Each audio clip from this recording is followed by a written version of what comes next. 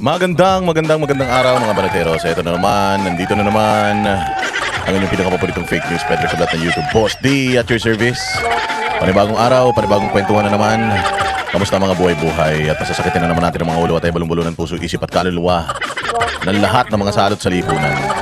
Lahat ng mga bobo tanga, lahat ng mga walang utak, mga galunggong-gunggong, mga paugang utak galunggong,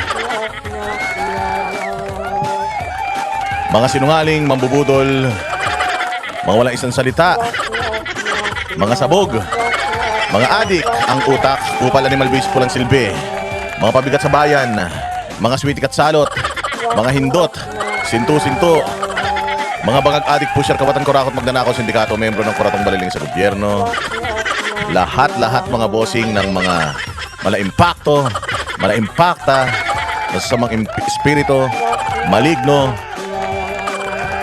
kampo ng demonyo, pinsan ni Lupin III sa Malacanang, mga satanas, Judas, Barabas. Kamusta naman mga bossing ang mga buhay-buhay? Ano na? Oy, shoutout sa lahat ng mga nanonood na mag-follow po kayo sa ating Facebook page. Dalawa po yung ating Facebook pages mga bossing. Ang Boss Dada TV at ang Boss Dada 2.0 Facebook pages. Follow po kayo dyan. Nandiyan po ang ating mga bashers ng mga patay gutom. Huwag din po ninyo makakalimutan ha, yung mga nanonood po ngayon sa ating palatuntunan dito sa Boss Dada TV. Mag-subscribe po kayo at sa Boss Dada Space 2.0 mag-subscribe din po kayo dyan. Malupit ang ating mga pinag-uusapan na araw-araw. Meron sa akin, nag-message sa akin na follower ko. Sabi, Boss D, nanonood ako sa TV. O baka naman pwede bawasan mo yung pagmumura mo. O kasi naririnig ng anak ko, apo ko. Oo, sabi ko, ma'am, hindi naman ako mag-a-adjust sa inyo. Siguro naman kung alam yung palamura yung vlogger, wag na kayo manood sa TV. Oo, manood na lang kayo sa cellphone, tapos mag-headset kayo. Wag na natin idama yung mga bata sa gulo.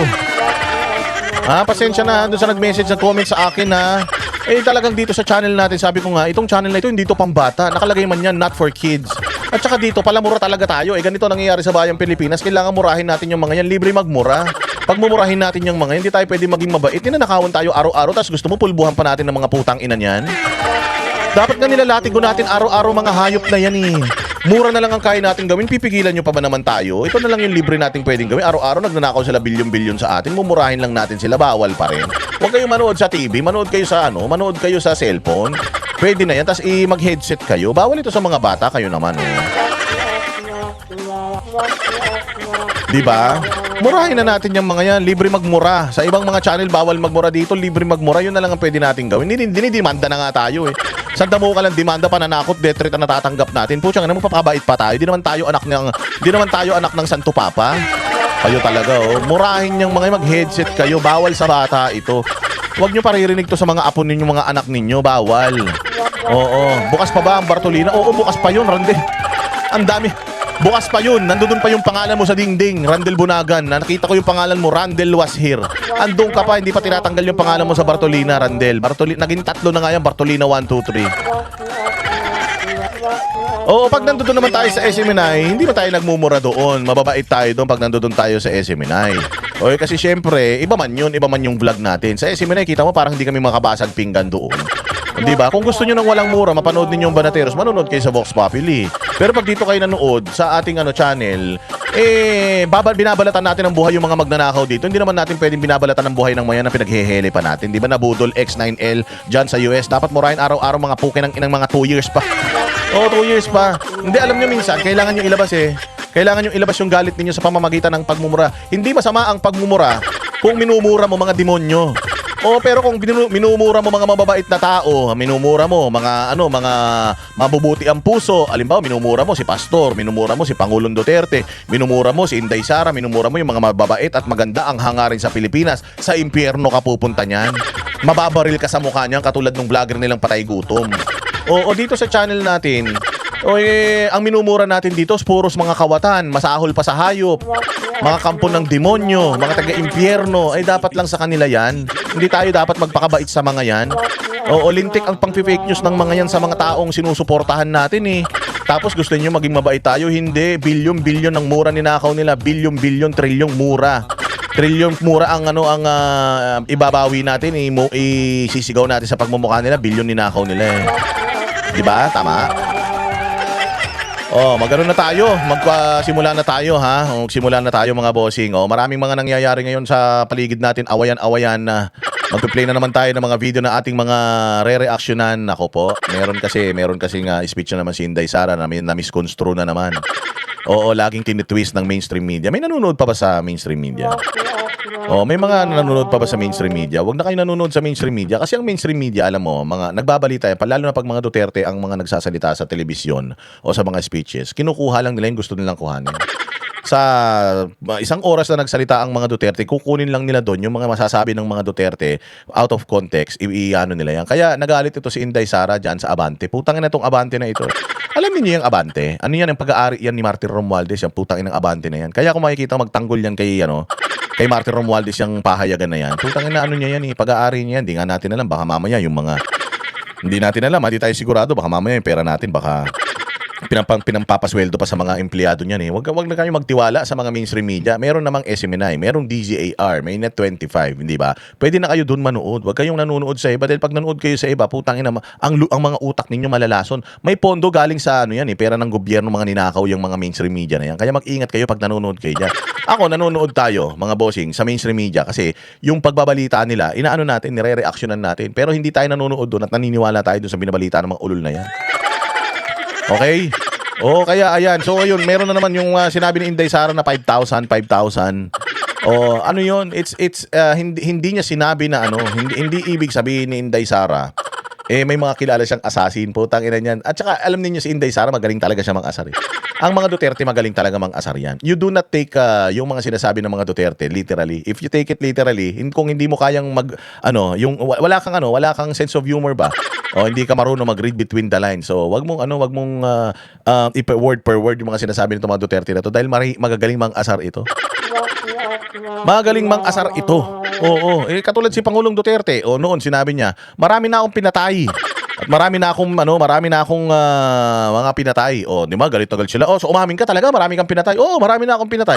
Kita mo, nagbumula mga bibig nila. Balita kagad dito, balita diyan. Pero tinanong mo ba si Pangulong Duterte, anong pinatay? Marami na akong pinatay. Pwede namang marami na akong pinatay na TV. Marami na akong pinatay na radyo. Marami na akong pinatay na aircon. Marami na akong pinatay na lamok, manok. Hindi ba? Ang dami-dami ibig sabihin nun kasi nga gusto nila pinatay na daga sabi din gusto nila kung ano yung sinabi, papasamain na nila yun.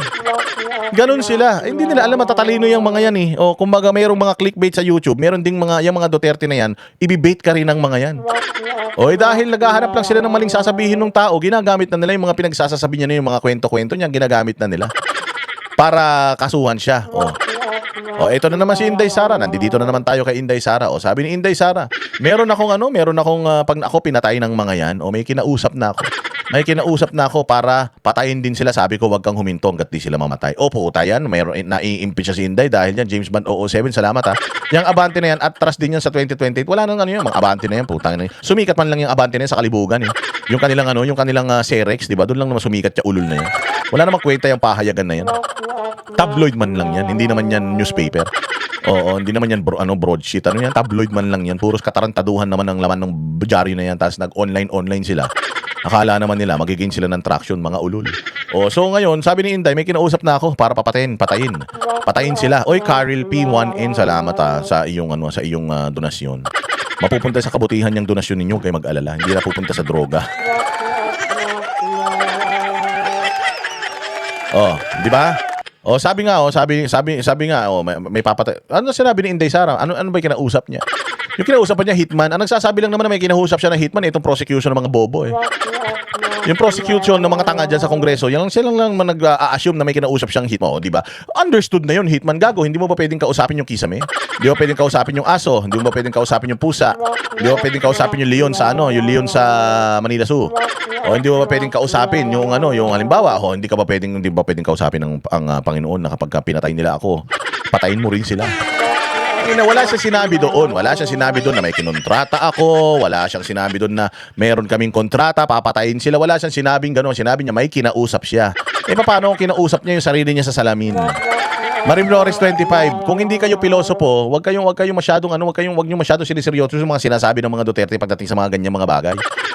Pagdating sa bagay sa Pilipinas, maniwala kayo. Pero pagdating sa mga bagay ng mga ganito, oo, wag kayong masyadong gullible. Ginagamitan ng utak kapag nakinig ka sa mga Duterte. Hindi pwedeng kung ano yung narinig mo, yung interpretasyon mo yun na yun. Parang kanta lang yan ng Eraserheads. Yung kanta ng Eraserheads, kapag pinakinggan mo, binasa mo yung lyrics, may ibig sabihin, pero meron pa siyang second meaning. Ganun yun. Mga tanga. Mga bopol talaga kayo. Ate Ems, Boss D, ang may matabang utak. Matabang. Matabang Ano yan? Hindi maalat, hindi matamis, matabang lang. Grabe naman yung matabang na utak. Mga patola ang mga sobrang gullible nila at sobrang nakafocus sila sa mga Duterte. Kaya sa tuwi na lang kahit naman yung press corps. Oo. 'Di ba? Yung mga oy nabudol X9L. Maraming salamat sa iyo. Ayoko na lang basahin yung yung comment mo. Oh, sa iyo na lang 'yan.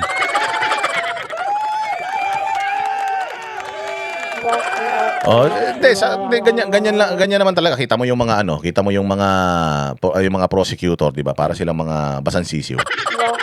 Hindi pwedeng ganoon. Kailangan magiging kita mo yung mga tawag dito sa Malacanang press corps, 'di ba? O para lang meron silang matanong kay Auntie Claire kasi si Auntie Claire boba man siya, yung impactang si Claire Castro. Grabe, galit na galit si impactang Claire Castro. Alam niyo, panoorin niyo talaga yung panayam namin kay Amy Marcos. Kasi merong impact ang Claire Castro, yung ICC. Meron ba bago PICC? Yung PICC, sabi nila, pangit na impact ang Claire Castro. Gabi naman yung pangit na impact pa. Pero meron man nagsasabi, putangin ng Claire Castro daw yun. Gago kayo, wag kayong ganon. Abante at Billionaires, ang company lang yata yan, oo. Ang may-ari niyan, Rason. Ang may-ari niyan, Rason. Pero, alam natin, business partner niyan. Oo, mga mga romance. Sila din yan. Kunyari, nag-aaway-aaway lang yung mga yan, pero sila lang din yan. Oh, so yung mga dahil bobo yan si Claire Castro, tinitrigger siya ng mga media. Alam ng media kung paano siya pabulain ang bibig niya. Tatanungin siya ng media patungkol sa statement ni Inday Sara. Insecure si Impacta eh. Kay Inday Sara. Insecure siya kay Inday Sara kasi si Inday Sara, ang ganda-ganda siya. Puro filter sa kanyang vlog. Pag tiningnan mo sa personal, mukhang bulldog. Oo, lawlaw yung pisngi. Utang ina niyan. O, kaya ingit na ingit sila kay Inday Sara. Tapos si Inday Sara, mahal ng mga Pilipino. Tapos sila, maraming nanonood sa mga vlog nila pero pinapakyo sila. 'Di ba? So inuuto siya, tama. Inuuto siya nung mga reporter diyan sa Malacanang press corps. Tapos siya, lagi siyang galit. Lagi siyang gigil. Alam niyo, kapag ikaw ang spokesperson, mga bossing, pag ikaw ang spokesperson, kailangan kalmado ka. Kailangan hindi ka apektado sa mga balita. Kailangan kontrolado mo yung sitwasyon. Tatanungin ka ng media, syempre ang media chismosa yung mga yan eh. Syempre tatanungin ka niya ng mga condescending na mga tanong. Pag wala kang utak katulad ni Claire Castro, lagi kang mag-snap.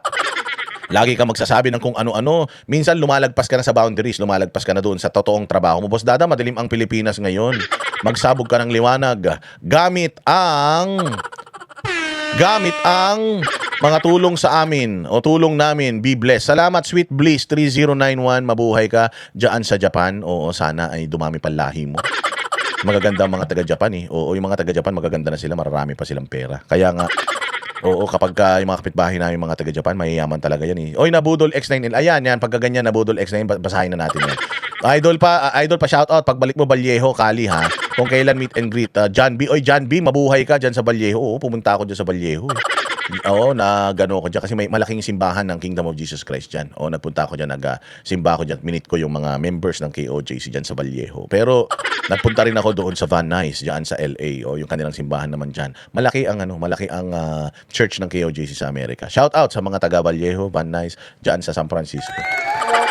Nagpunta rin pala ako sa Las Vegas, yung kanilang church sa Las Vegas. Ganda rin ng kanilang doon, ng kanilang mga properties doon. Grabe. Oh, 'di ba? Oh, so ayun, ngayon dahil bobo nga yan si Claire Castro, lagi siyang pagka ikaw lagi siyang mali yung mga sagot niya. Pag ikaw nakita mo sino ba yung mga spokesperson? Si Abella, kilala niyo si Abella. 'Di ba si Abella, yan, kalmado yan. Yung spokesperson ni Pangulong Duterte, tapos naging spokesperson si Salpanelo. Salpanelo laid back yan. Oo, lang yan, sagot lang, tatawa-tawa lang yan. Tapos ang pinakamalupit na naging spokesperson ng Pangulo si Harry Roque. Si Harry Roque masungit yun, si Harry Roque barubal yun. Pero nung nag-spokesperson siya dahil nga he is representing the president, hindi siya sagot ng sagot sa mga walang kakwenta-kwentang tanong. Oo, ang sinasagot lang ni Harry Roque yung mga tanong na alam niya yung sagot. Kasi bago man sumalang ang isang spokesperson, syempre meron yung topic na mga pinag-uusapan. Yung topic na yun ang pinag-uusapan galing yun sa presidente. Babasahin mo yun, yung mga achievements ng presidente, mga nagawa ng presidente, babasahin mo yun. O tapos syempre, ang tanong ng mga tao dapat konektado doon sa ibinalita mo. Ngayon, ikaw bilang spokesperson, kontrolado mo yung podium. Kung yung mga tao, chismis na yung tinatanong sa'yo, ibig sabihin, yung ipiniresinta mo, hindi sila interesado. Claire Castro, nakikinig ka ba? O halimbawa, ipiniresinta mo yung mga ginawa ni Bongbong Marcos, mga pabahay niya, mga dredging niya, yung mga flood control niya, ipiniresinta mo sa press con mo, sa press briefer ninyo dyan sa Malacanang. Tapos pagkatapos ng iyong pagpapaliwanag, ang tanong sa'yo ng mga reporter tungkol kay Inday Sara, ibig sabihin, either hindi sila naniniwala doon sa mga ipiniresinta mong ginawa ng Pangulo dahil alam nila, bobo presidente, or hindi talaga sila interesado sa mga pinagagagawa ninyo. O ngayon, ikaw bilang isang spokesperson, ito yung inilatag mo, meron kang 5 nagawa ng gobyerno na ginawa, importante malaman ng taong bayan yun.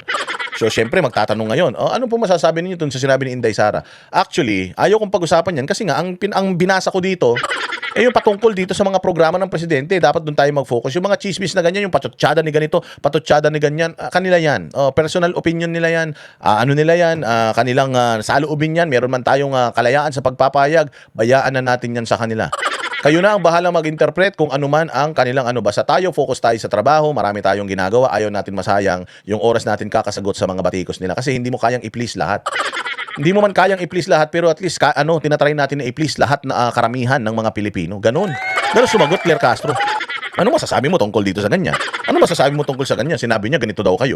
O ikaw naman, ayoko mag-comment tapos magko-comment ka din. Kung di ka ba naman bobo, hindi man yun ang trabaho ng isang spokesperson eh. Ang trabaho ng isang spokesperson ay magsalita para sa administrasyon. Kung ano nagagawa ng administrasyon, i-convey mo yan sa taong bayan para alam ng taong bayan kung may ginagawa ba si Bongbong. Alam mo, Claire Castro, kaya alam ng taong bayan walang ginagawa si Bongbong kasi wala kang nasasabi. Wala kang naipagmamalaki na ginagawa ni Bongbong. May pinagmamalaki ka man, putang ina, ang layo sa katotohanan, racket na naman, racket. Kayo racket, para kayo mga ulol. Hoy, maraming salamat. Maraming salamat kay James Band 007. Tanong din ang sinasagot ni Ante sa tanong. O bobo nga. Saan ka makita? Tinanong ka ng reporter tapos tanong din isasagot mo. Joy Len Suarez diyan sa Pilipinas. Maraming salamat pambili ng 1 kilo ng bigas ni Bongbong. Di ba? Tatanungin siya. Hindi niya gusto yung tanong. Lori Bitana dyan sa Canada. Hello from Canada. Claire Castro is a disgrace of the country. Disgrace siya sa pamilya niya. Keep on yakking without knowing what she's saying. Bobo nga yun, ma'am. Bobo yun. Yun yung mga ganyan tao. Yung mga tao na may ingay. Yan yung mga walang laman. Ako yung maingay na may konting laman. Hindi naman ako pwedeng tumahimik dito. Kasi pag tumahimik ako dito, wala na tayong pag-uusapan. Hindi na kayo manunood. Di ba? Kung di ba naman bobo yan si Claire Castro? Ang inang yan tinanong tungkol sa rocket science, ang sagot lang, wala talaga silang sagot. Ang rocket science kasi common sense yan. Ibig sabihin, pag nagpapalipad ka na ng rocket, maunlad ka na, gago. Utangin na mo, maunlad ka na. Sinasabi mo, maunlad ka na. Aircon na ba mga palengke natin dito sa Pilipinas? Nag-i-snow na ba tayo rito? Tarantado kang maunlad ka na, puro nga brownout, tsaka walang tubig dito sa Pilipinas, maunlad ka na, gago ka. Kaya minumura ng tao dahil tanga Totoo yan, Diego Latigo. Kasi kung nagugustuhan nilang ginagawa ni Claire Castro, sana hindi siya minumura kasi hindi naman siya may kasalanan sa Pilipinas May kasalanan sa Pilipinas yung amo niya pero bakit pati siya minumura? Mantakin mo na ipapasa ni Bongbong Marcos yung kabobohan niya kay Claire Castro. Kaya ito si Claire Castro, pati tao galit na sa kanya. Sabi nila, puta, hindi man tayo makakabawi diyan kay Bongbong dahil puro bodyguard yan. Hindi man tayo makakabawi diyan dahil hindi naman yan lumalapag dito sa mga community natin. Pag nagpunta si Claire Castro, putang ina si Claire na lang murahin natin. Baka sakali makarating yan sa palasyo. Di ba? Tinan mo si Harry Roque. Si Harry Roque. Hanggang ngayon, si Harry Roque tinatangkilik ng mga Pilipino. Marami pa rin nakikinig kay Harry Roque. Kasi bagamat si Harry Roque hindi siya maka-Duterte noon, anti-human rights. Isa yan sa mga bumabatikos sa mga human rights violation nung panahon ni Pangulong Duterte noon sa Davao City. Pero nung kinuha siya na spokesperson ng Malacanang, naging effective siya na spokesperson ng Malacanang. Hindi siya nagpabigat lang doon, siya nagpalaki ng betlog doon. Talagang i-convey niya sa tao yung mga nagagawa ni Pangulong Duterte. So kahit hindi magsalita kasi, tinan mo si Pangulong Duterte, hindi siya nagsasalita tungkol sa achievements niya. Ang nagsasalita tungkol sa achievements niya, yung kanyang spokesperson. Ngayon, yung tao naman, nag-agree dun sa spokesperson kasi nararamdaman nila yung serbisyo. Mantakin mo si Claire Castro, magsasalita siya, marami nagagawa si Bongbong sa bayang Pilipinas. Puta, pag nagtanong ka sa kanya kung ano yun, wala. Bobo. Bobo lang. Ito, pag-usapan natin na matindi. Itong racket nila. Pakinggan nyo maigi kasi 17 billion ang gagastusin nila sa racket, mga bossing. 17 billion. 17, hindi 70 17 billion. Ilan na ang mapapatayo na ospital ng isang 17 billion? Christopher Luis Cheng. Christopher Luis Cheng, maraming salamat sa pambili ng bigas. Oh, ito mga bossing. Oh, ano kayo? Oh, 17 billion. Ilang ospital na mapapatayo niyan? Alam ninyo, si Isko nagpatayo ng ospital sa Maynila. Yun nga yung isa sa mga nagustuhan namin sa kanya. Kasi kahit pandemic, talagang meron siyang mga infrastruktura na gawa. Nung sa kanyang syudad. Ang ginastos niya sa ospital ng Maynila, 3 billion, 3 billion. 3 billion, meron ka ng 3 billion, meron ka ng tawag diyan, hospital. May mga equipment na yun, 3 billion.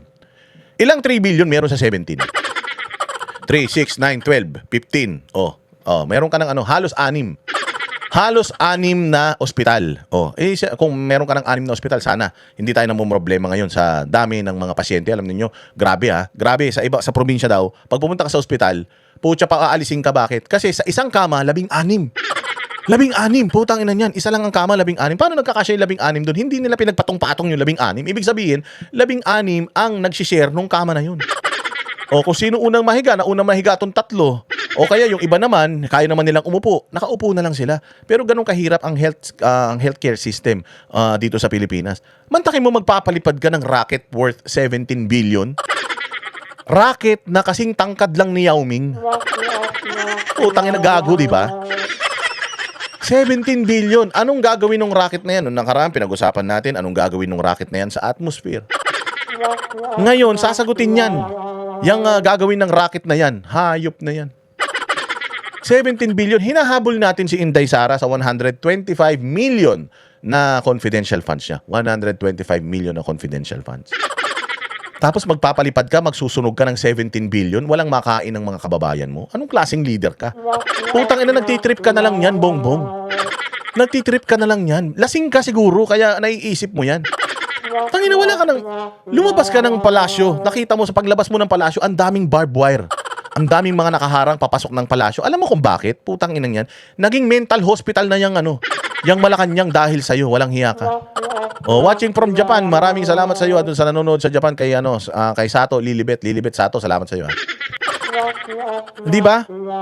Ryan Henry, dyan sa Australia, isama ang lahat ng mga Marcos sa racket, pati aso nila. Pati kapitbahay nila, isama na. May mga sakit na rin yan. Hindi totoo yan. Para na nagmukhang asylum yung Malacanang. Akala ko naman, kaya hinarangan yung Malacanang, may mga barbed wire pa. Akala ko para hindi makapasok yung realista. Kaya pala hinarangan yung para yung baliw sa Malacanang hindi makalabas. Saan ka makakita? Saan ka makakita ng ganyan? Putyang inan yan. Ang hirap ng bayan mo tapos inaatupag mo racket. Wala nga tayong baril. Yung mga sundalo nga natin, teka-teka yung mga baril. Minimum wage nga daw, hindi na tinuloy yung pagtaas. Walang hiya ka talaga. Tapos ngayon magpapalit 17 billion tingnan niyo anong gagawin ng rocket na yan sa kalangitan. Pasok. Yes, we are going to launch a rocket into space. Galing. Yes, we are going to launch a rocket into space. Gago. Tarantado, nagpalakpakan naman ng mga putang inang congressman na ito. Hindi ba kayo mga baliw pare-pareho? Dapat alam mo yung Congress, dapat nung nagsama-sama sila diyan sa loob, dapat lahat ng pumalakpak, putang ina, iniwan diyan eh. Lahat ng pumalakpak kay Bongbong, nabilib kay Bongbong, iwanan dito sa loob. Tapos ilak yan. Ikandado yan. Para hindi na dumami lahi ng mga bobong mga congressman at mga Pilipino na yan. Ay naman papalipad ka ng rocket. Anong gagawin ng rocket na yun? Sige, diretso. Dr. Mark, can you educate us please? Rocket ito, gaano ito kalaki? And then, Okay. paano ang operasyon nito kapag ba ito lumipad? Doon ba sa kalawakan, ilang segundo, minuto na mag-stay siya ron? Ito ba ay magkukusa na lang babaksak? Paano? Okay po. So ito pong rocket na itetest natin for next year. Ang height niya siguro mga roughly around 10 Again na ititest. Itong rocket na ititest natin next year. 17 billion. Ititest pa lang yan. Kapag kayan, supot, hindi lumipad dyan, putang ina, nagsunog na tayo ng 17 billion. Sipin mo yung 17 billion, ginastos mo sa ganito. Putang ina, alam mo talaga, baliw yung presidente pagka ganyan. Sinto-sinto talaga. Sinto-sinto. Malala. feet. Maliit lang po kumpara dun sa mga rocket na nakikita natin na orbital class. Tapos, yun nga, tulad po nung napaliwanag natin kanina, hindi siya aabot sa kalawakan. Sa ngayon, Kingina mo. James Bond. Rocket daw yan, hindi daw rocket ship. Putang ina, hindi daw aabot sa kalawakan. Gago. Matagal nang ginagawa yan sa Bukawi, Bulacan. Yung mga rocket sa Bukawi, Bulacan, ang gaganda nun, mura lang. Pagka lumipad yun, nagpapakulay pa yun. Parang ano dito sa channel natin, boom, sumasabog yung may mga kulay. Wow, mapapaganong ka. Okay nang ina nyo, magpapalipad kayo ng rocket, putaragis kayo. Anong gagawin ng rocket doon? Hindi naman pala pupunta sa Kalawakan yung putang inang rocket na yun. Nagpalipad pa kayo ng rocket, gago kayo. Para may silbi yung rocket na yun, isama nyo na dyan si Bongbong, parang awa nyo, para may mag-drive. Gago, di ba? Yan daw rocket na yan, ha? Putsang inang yan, hanggang, hindi yata aabot yan hanggang ulap. Magsasayang tayo ng 17 billion para dyan. Putang ina nyo talaga, mga tarantado talaga kayo. Magkano lang, Bongbong, bigyan kita pera, magkano lang ang ano, pag malakas ang amats mo, bumili ka sa Bukawi ng yung sumasabog sa ibabaw na rocket. Mura man lang yun, wala man 1,000 yun. Titigan mo kung gusto mo itutok mo sa mukha ng asawa mo para sumabog yung mukha ng asawa mo sa... Wala na kayong maisip, putang ina ninyo. Sa sobrang hindi na nila alam kung paano aayusin ang bayang Pilipinas, kung ano-ano na iniisip ng mga tarantado. Putang ina nitong mga to, akala talaga nila yung Pilipinas, akala nila yung EDSA, buong EDSA naka-tiles na eh. Akala talaga nila ang ganda ng Pilipinas kaya kung ano-ano na mga naiisip nila eh. Sa susunod, puta mag-iimbento na si Bongbong ng jeep na lumilipad. Oo. Kasi 'di ba merong jeepney modernization, sinabi niya 'yun eh. Gagawin natin, i-roll out na natin ang jeepney modernization. Putang ina mo baka nagta-time travel 'yan ha. Yung jeepney modernization na gagawin mo baka puta lumilipad na 'yan, Bongbong, baka yan ang pangarap mo, gago hindi mo maisa sa katuparan 'yan. Abnormal ka talaga kahit kailan. Yun. At pagdating niya rin sa kumbaga para sa rurok nung ano niya yung height na maximum na mararating niya, babagsak na lamang po uli siya pabalik sa lupa. Okay, ngina nyo. Lilipad siya. Pag na-reach niya na yung height, puta parang addict lang ah. Parang babatak siya pagka na-hit niya na yung amats niya. Tapos na siya bumatak, ganon. So putang ina tong rocket na ito, lilipad ito. Pag na-reach niya na yung height, putang ina bahala na siya buhay niya. Gago eh. Ha? Gago yan. Oh, maraming salamat sa iyo ha, kay Ryan Henry. Ryan Henry, naniniwala ako na hindi lahat ng baliw nasa mental. Ang isa nakataka. Sabi ko nga eh, tama ka dyan. Oh, actually, sabi ko nga tumawag ako sa mental eh, nung narinig ko tong speech ni Bongbong. Nagpapalipad siya ng racket. Putang ina, tumawag ako sa mental. Sabi ko, hello, mental hospital. Sabi ko, mental ba to? Sabi nung taga-mental, oo, mental to. Sigurado ka, sa loob ito ha? Oo, bilangin nyo yung mga pasyente, baka kulang kayo ng isa. Bilangin nyo yung pasyente, putang ina may nakawala. Yung may nakawala, nag-i-speech ngayon sa kongreso, pukin ang ina ninyo. Hindi na naman ninyo hinarangan yung gate. Sabi ko sa inyo, ikadena nyo yan para hindi makawala eh. Hype yan. Tumawag ko sa mental. Ma'am, ilan yung ano nyo dyan? Ilan yung pasyente nyo dyan? 300. Putang ina, 299 lang yan, pusta. 299, bilangin nyo. Putsang ina yan. Oh, 299 nga lang, boss. 299 nga lang, nawawala yung isa. Gago, nandun sa kongres. Nasalita kayo, magpapalipad na doon ng racket. Pukin ang ina nyo. Hindi nyo na naman tinurukan yan.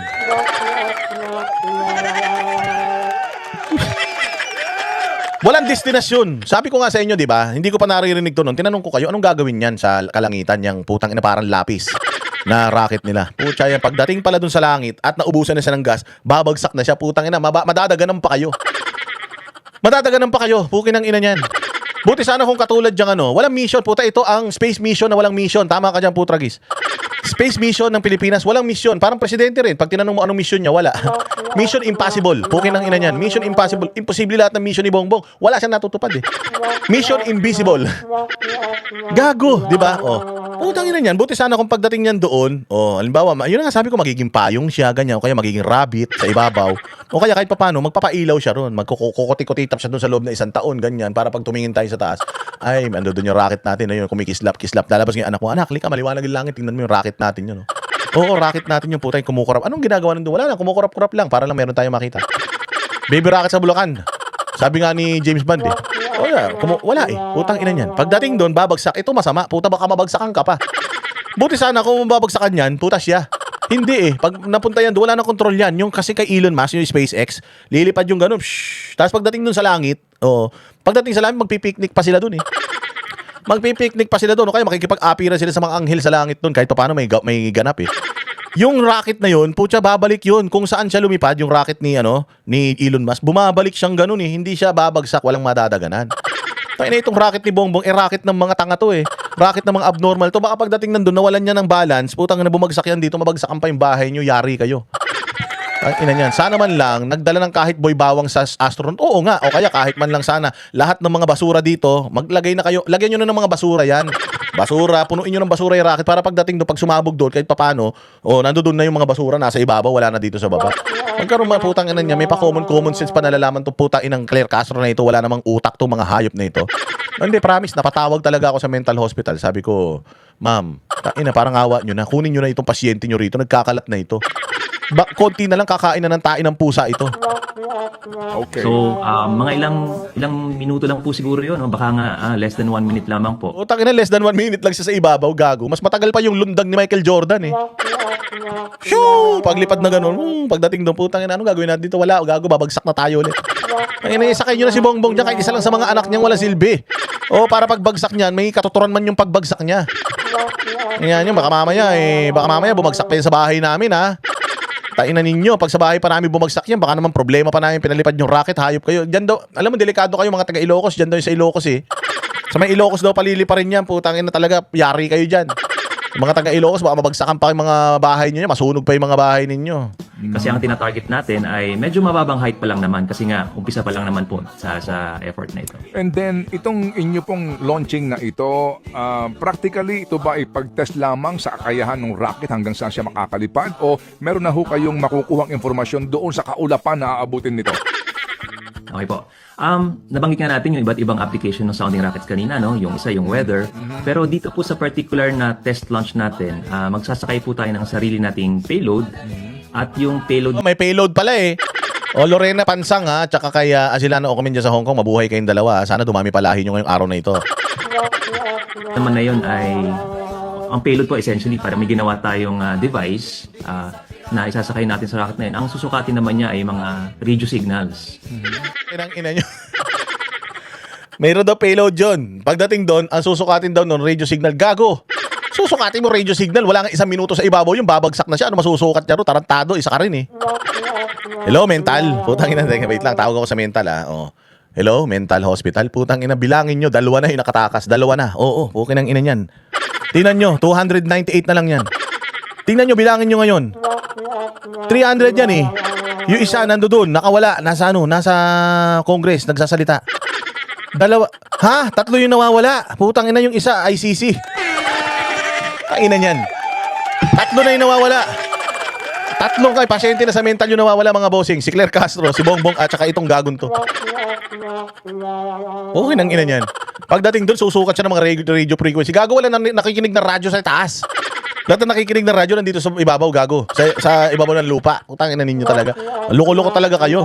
Gusto nating matest ito kasi gusto nating makita kung, for example, sa lugar ba medyo mahina yung signal. At Utang ina, alam namin, sa buong Pilipinas, mahina yung signal, gago.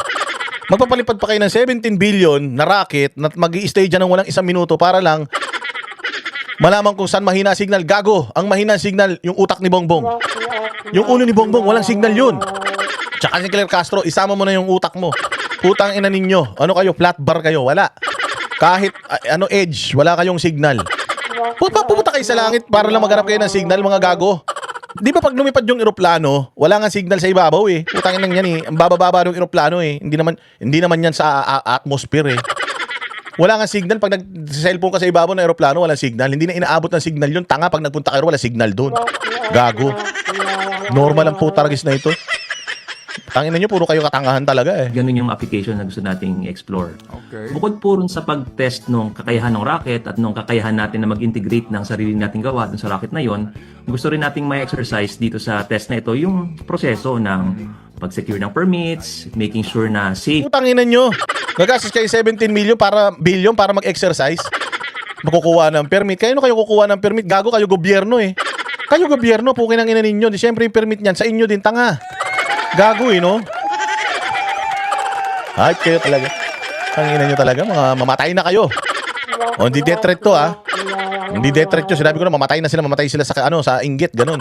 Yung gagawin nating activity, pag-coordinate sa iba't ibang ahensya ng gobyerno, pati sa local government. Tangina nyo, pag-coordinate, hindi nyo kayang practice yan, hindi kayo gagastos?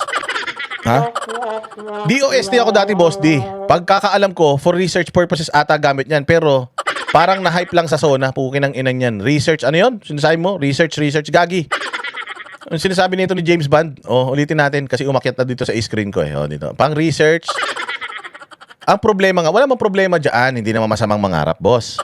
Ha? Research purposes. Ano nga i-research mo sa langit?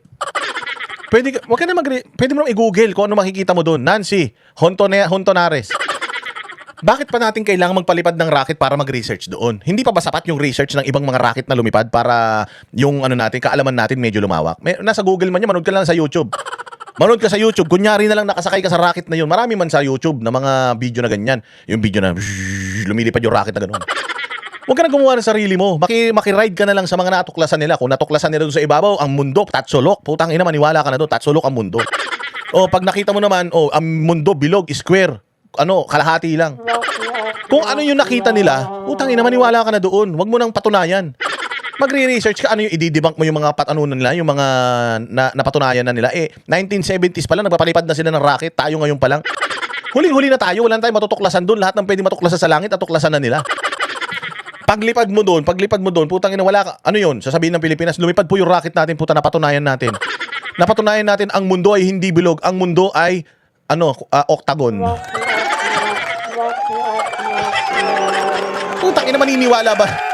Maniniwala ba sa atin yung ibang bansa? Ay, putang ina, may napatunayan yung mga Pilipino doon sa rocket nila na, 1 metro haba. Octagon daw ang mundo. Putang ina niyan. Magre-research ka lang.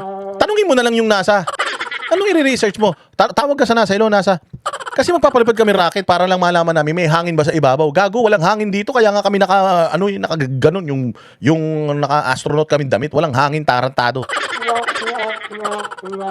Putang ina niyan, di ba? Anong gagawin? Kaya nga sabi ko nga, ano pang research? Anong research? Kasi ang alam ko yung University of the Philippines, halimbawa, meron silang gusto libro ipadala sa langit. Nakikipasabay lang sila dyan sa Korea pag nagpapalipad yung Korea, nagpapasabay sila ganun. Putsang inang yan. Ang hirap naman ng research. Anong i-research mo? Ang dami mo pang hindi ma-research dito sa Pilipinas. Walang yan. Okay man, sabi ko nga sa inyo, okay man tayo mangarap ng ganyan. Walang problema yan kung sobra-sobra. Halimbawa, meron kang baon sa eskwela. Yung baon mo sa eskwela na yon, putang ina niyan, yung baon mo sa eskwela, 10 piso lang, para sa pagkain mo. O kaya, ibahin natin. Meron kang pera, pampakain sa pamilya mo. Binigyan ka ng nanay mo 500, pambili ng pamalengke. Mamalengke ka na, wala tayong ulam. Tapos yung pera na yun, ipinanlimos mo. Pinanlimos mo. Ito 500 sa'yo, naawa naman ako sa'yo, wala ka makakain. Tapos putang ina, pag uwi mo ng bahay mo, tatanungin ka nanay mo, anak, asan na yung ulam? Pinanlimos ko po. Gago ka, yun na lang yung pera natin. Tangina mo, wala nga tayong ulam, nanlimos ka pang hayop ka. Di ba? Wala nga tayong makain dito sa Pilipinas, 20 pesos sa kilo ng bigas, hindi nga masolusyon. Ano research pa gagawin mo doon? I-research mo yung paano tayo gumaan ang buhay natin, paano magmura ang bilihin, ang mga magsasaka, paano mo sila matutulungan, ang mga mahihirap, paano mo iaangat ang mga buhay nila, yung mga adik, paano mo sila iaahon sa kanilang mga kaadikan. Hindi ba? Yun ang dapat na i-research mo kung paano ka makakatulong sa mga kababayan mo. Putang ina, magre-research ka dun sa walang silbi. Sabihin na natin, na-research mo doon, pagdating mo doon, pwede na pala magpadala ng unggoy, ipapadala mo ba si Kiko Pangilinan doon? Okay nang ina nyo talaga? Para po ma-ensure na unang-una ligtas yung gagawin nating paglulunsad at ma-exercise natin yung proseso. Paano nga ba tayo makakapag-launch ng isang rocket mula sa... Bago talaga, no?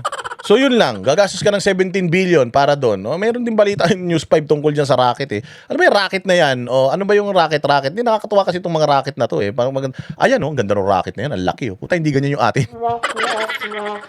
Yung atin, mas matangkad pa yung basketball player. Doon sa rocket, walang hiya na yan. Sige nga, ano nga tong usaping rocket na ito? Mga kapatid, rocket launch ang target ng Pilipinas sa 2027. Nabanggit pa po yan sa SONA ni Pangulong Bongbong Marcos. Pero alam nyo ba, hindi naman bago ang rocket story ng Pilipinas. Noong dekada 70, may proyekto po ang ating bansa na tinawag na Project Santa Barbara. Actually, nung panahon naman na yan, 1960s, maayos man ang Pilipinas, maganda ang estado ng Pilipinas noon. Mas lamang tayo kaysa sa ibang mga mga karapit bansa natin dito sa Asia. 1960s, okay man yan. Ngayon hindi. Putangin na, paatras tayo Kumbaga lahat ng kasama natin, umabante tayo, paatras, putangin na yan. Sira yung transmission ng sasakyan ng Pilipinas. Ang andar natin hindi pa abante, puro patras. Oh, so noong 1960s, meron naman pala. Kaya nakapagbasa na naman to si Bongbong ng libro kasi sabi niya, nung naging presidente siya, nanood siya ng Ant-Man eh. Oh, nanood siya Ant-Man. Kaya nga sabi nga, kaya daw siya nag-presidente nanood siya ng Ant-Man. Anong ginagawa ng Ant-Man?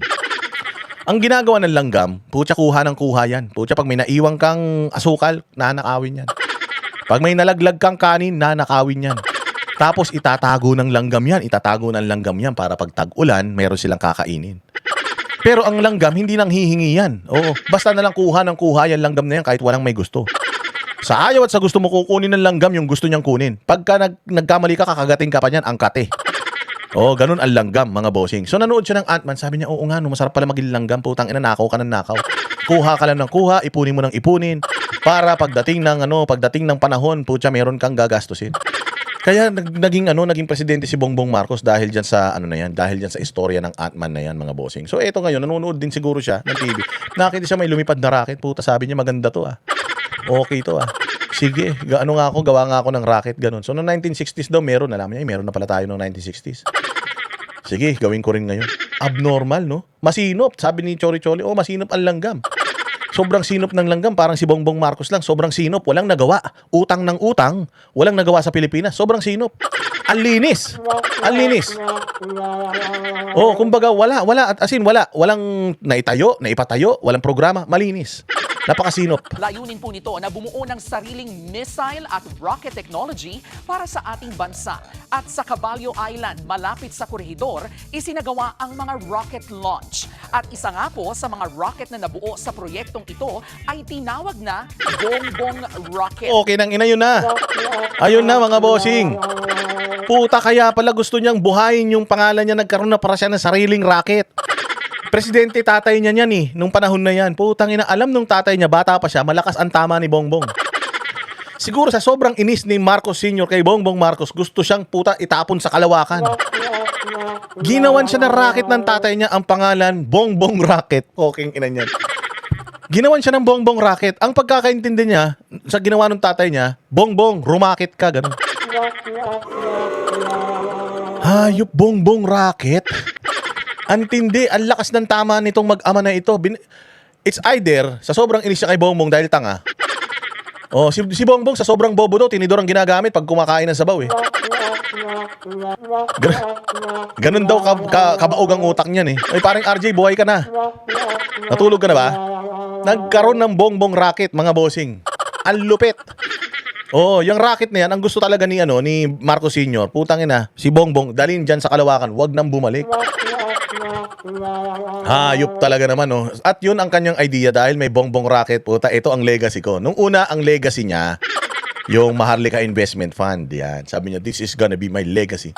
Magkakaroon na tayo ng sarili nating pondo, hindi na tayo uutang sa kahit kanino. Pukin ang ina niyan, ang laki ng inutang natin. Yung utang natin all-time high na. Hayop na yan. Pag tinanong mo na saan na yung Maharlika Investment Fund, puta, kahit opisina, wala sila. Pangkapi, Boss Dada. Hay, salamat naman, Cool Egg. Ano ba yan? Diyan sa Canada. Apakadilim na naman dito. Putsang ina, nagpapalipad na ng rocket si Bongbong, magugunaw ng mundo. Hindi nyo madadala lahat sa langit yung mga kayamanan ninyo. Gumagastos si Bongbong sa walang kakwenta-kwentang bagay. Pag dito kayo gumastos sa channel natin, makabuluhan yan. Yung rocket ni Boss Dada, pondohan nyo. Yung rocket ni Bongbong, walang iya naman, Abay, bakit Bongbong? Dahil pinangalan po ito sa palayaw ng anak ni dating Pangulong Ferdinand Marcos Sr. Opo, mga kapatid, ang Bongbong na Pangulo po natin ngayon. Hindi lang yan, noong 1997... Dalawang presidente na abnormal ang nakaisip magpalipad ng rocket. Yung isa, medyo matinu-tinu ng konti, kaya lang, gusto niya yung anak niya, paliparin sa kalawakan, sa sobrang tanga. Ito naman ngayon, magpapalipad siya ng rocket, pero wala nga lang gagawin yun sa langit.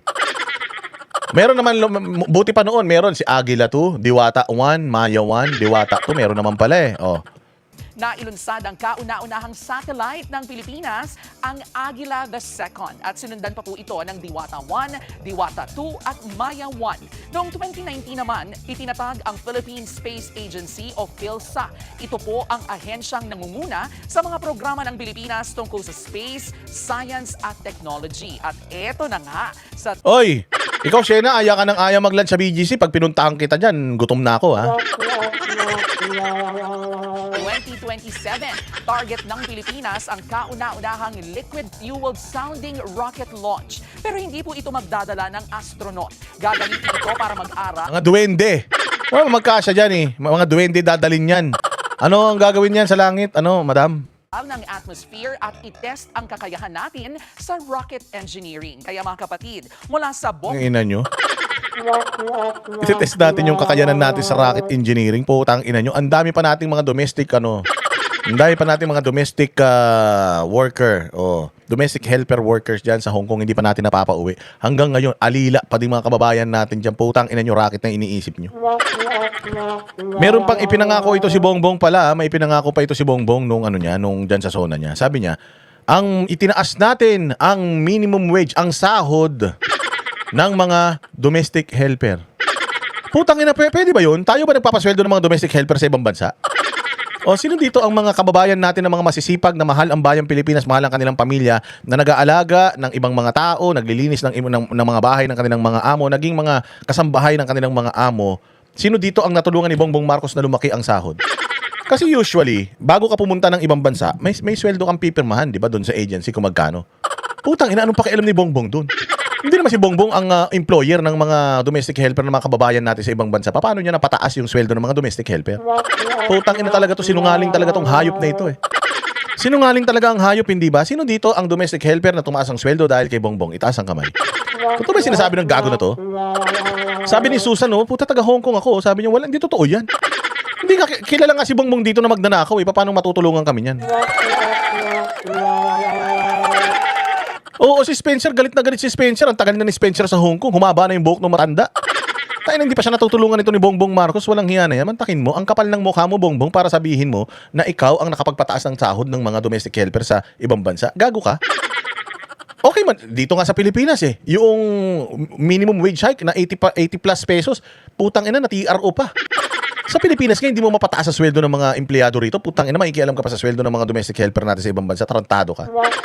Ang inan ko, baliw talaga, no? Malakas talaga ang tama nitong mamang ito, no? Rocket noong dekada 70 hanggang sa rocket launch na target natin sa susunod na taon, isang bagay ang malinaw. Hindi lang rocket ang umaangat, kundi pati ang kakayahan ng mga Pilipino. Yan po ang ating Tang ina. Umaangat ang kakayahan na ito talaga tong TV5 na to, asong-aso ni Bongbong. Tang ina, ginawan talaga nila ng report itong kabobohan ni Bongbong Marcos. Tumataas daw ang abilidad ng mga Pilipino. Gago, hindi yun ang kailangan namin ang abilidad namin sobrang taas na. Walang makakatalo sa abilidad ng mga Pilipino kahit saan man tayong panig ng mundo, nag-stand out ang mga Pilipino kahit na anong larangan, bossing. Jing Powers, salamat sa iyo, Boss Dado. Gusto kong pagmumura mo kay Bangago, mabuti naman. Salamat din sa iyo, ha. Alam mo, ang mga Pilipino, wherever we are, wherever we go, adaptable tayo. Oo. Kahit na anong hirap ng trabaho, ang mga Pilipino nandiyan dyan. Lahat ng may hirap na trabaho, kinukuha ng mga Pilipino. Ang mga Pilipino sa abroad, kahit saan larangan, sa musika, sa sining, sa sports, sa kahit na saan larangan, lamang tayo dyan. Kahit na sa larangan ng katarantaduhan, lamang tayo dyan. Mga kagaguhan, kalokohan, lamang tayo dyan. Walang tatalo sa Pilipino pagdating sa lahat ng bagay. Kaya nga, makikita mo, may kaibigan ako sa may kaibigan ako na ospital sa Amerika. Sabi niya, pagka daw dyan sa ospital, lalo na sa healthcare system, healthcare dyan sa Amerika, yung mga healthcare workers na mga Pilipino, pucha, gustong-gusto daw niya pag Pilipino yung nurse na napupunta sa kanya. Kasi daw pag ang nurse na punta daw sa kanya, goy, Meksikano, puchang ina, barubal daw talaga. Oo, mamamatay ka na, pindot ka daw ng pindot ng emergency button, wala pa nagpupunta. Pero pag Pilipino daw, kahit hindi mo ka mag-anak, pag pumasok yan sa kwarto mo, talagang chechikin lahat. Oo. Chechikin lahat, as in, kahit puwet mo, chechikin. Sobrang maalaga daw talaga yung mga Pilipino na kahit hindi ka naman nila kamag-anak, dahil ano daw talaga sila, pagdating sa trabaho, talagang extra mile sila, go the extra mile. Kaya nga daw, pati yung mga yung mga puti, di ba maraming mga puti na yung mga iniiwan sila sa mga home care ng kanilang mga anak. Dahil hindi naman sila katulad dito sa atin sa Pilipinas na pag tumanda ang magulang, inaalagaan ng anak hanggang mamatay, nag-aagawan sa mana, di ba? Dito sa Pilipinas pag matanda na yung magulang mo, ano na yan, turuan na yan, ikaw na mag-alaga dyan. Tapos pag namatay yung magulang, ikaw naghalaga, nung mana, putang ina, lahat nagkakandara pa. Oy, may mana ako dyan. May mana ka, putang ina ninyo nung may sakit si mama. May sakit si papa. Sabi ko, alagaan natin. Sabi nyo, ako na mag-alaga dahil ako naman bunso. Ako ngayon nag-alaga, nung namatay, gusto nyo kunin yung mga ari-arian ni mama. Di ba ganun tayo?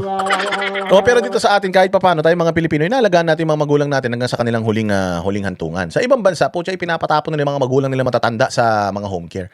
Alam ninyo, pagka nasa home care yung mga matatanda, gustong-gusto nila mga Pilipino nag-aalaga. Tapos napapamahal sila doon sa mga Pilipino na yon kasi hindi nila naramdaman yung caring ng mga Pilipino doon sa mga anak nila. Ang daming kong mga kakilala, may mga kamag-anak nga din ako na nag-alaga ng mga matanda. Doon namatay yung matanda, pinamana sa kanila lahat ng mga mamanahin. Galit na galit yung mga anak sa kanya kasi lahat nung iniwan ng matanda na ari-arian, pinamana sa kanya. O may tsahin ako na ganyan. Marami na rin ako nakausap na ganyan, na yung anak niya, pinamana sa kanya dahil nga inalagaan mo ko nung matanda na ako. So gumawa ng will yung pasyente na pag namatay ako, lahat ng may iwan ko mapupunta rito sa nag-aalaga sa akin. May ganun. Ganun ang mga Pilipino. Kasi nasabi na itong TV5 na ito para ang abilidad ng Pilipino umangat. Ulul, matagal na tayong maabilidad. Maepal na mga Pilipino noon pa. Ay ng TV5, ganito kaaso ang TV5 mga bossing. Gagawan talaga nila ng balita itong gagawa ng balita itong issue na ito. O gagawa ng balita para lang alam mo na. Siguro masulit yung ibinabayad sila ng gobyerno. Hayop yan. O Paksilika, ano pa yung mga yung mga ipinangakong Paksilika na yan. O anong mangyayari sa Paksilika? Ng mga katutubong AITA sa planong itayo na Paksilika. Tingin ng ilang grupo, tila mas pabor sa Amerika ang proyekto. Nasa front tayo ng balitang yan, Simon Gualvez. Exclusive. Simpleng namumuhay ang mga katutubong Aita sa Sitio Manabayukan, Barangay Odonel, sa bayan ng Kapa sa Tarlac. Sa drone video ng... O yan Tarlac yan.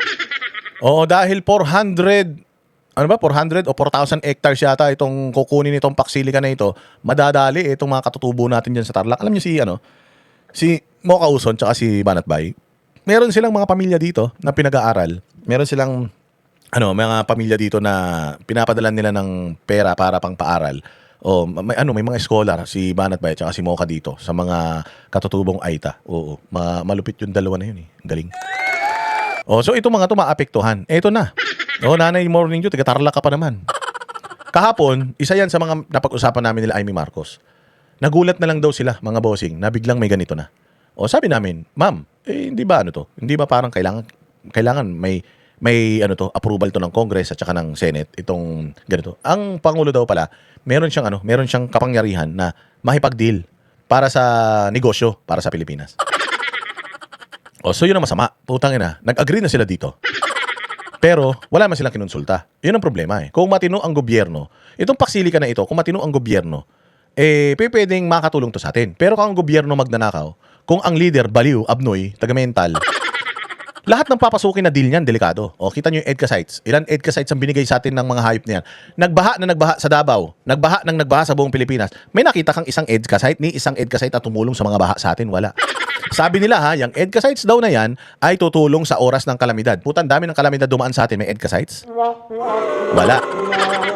So, tinatarantado tayo na ibigay na yung mga EDCA sites na yan. Ilang EDCA sites yan, hindi natin napapakinabangan. Yung mga EDCA sites na yan, mga bossing, bawal tayo pumasok dyan. US property yan. Hindi tayo pwedeng pumasok. Ang batas natin hindi nag-a-apply sa mga properties na yan. Exclusive, military zone ng Amerika yan. Yung konstitusyon natin, hindi gumagana doon. Yung konstitusyon ng Amerika gumagana doon. Ngayon, ganito rin dito. Baka ito, pag ginawa itong Paksilika na ito, pag isinara itong lugar na ito, putang ina, baka pati gobyerno natin hindi na makapasok dito. Kasi pag-aari nila to, baka sama yan sa kontrata nila.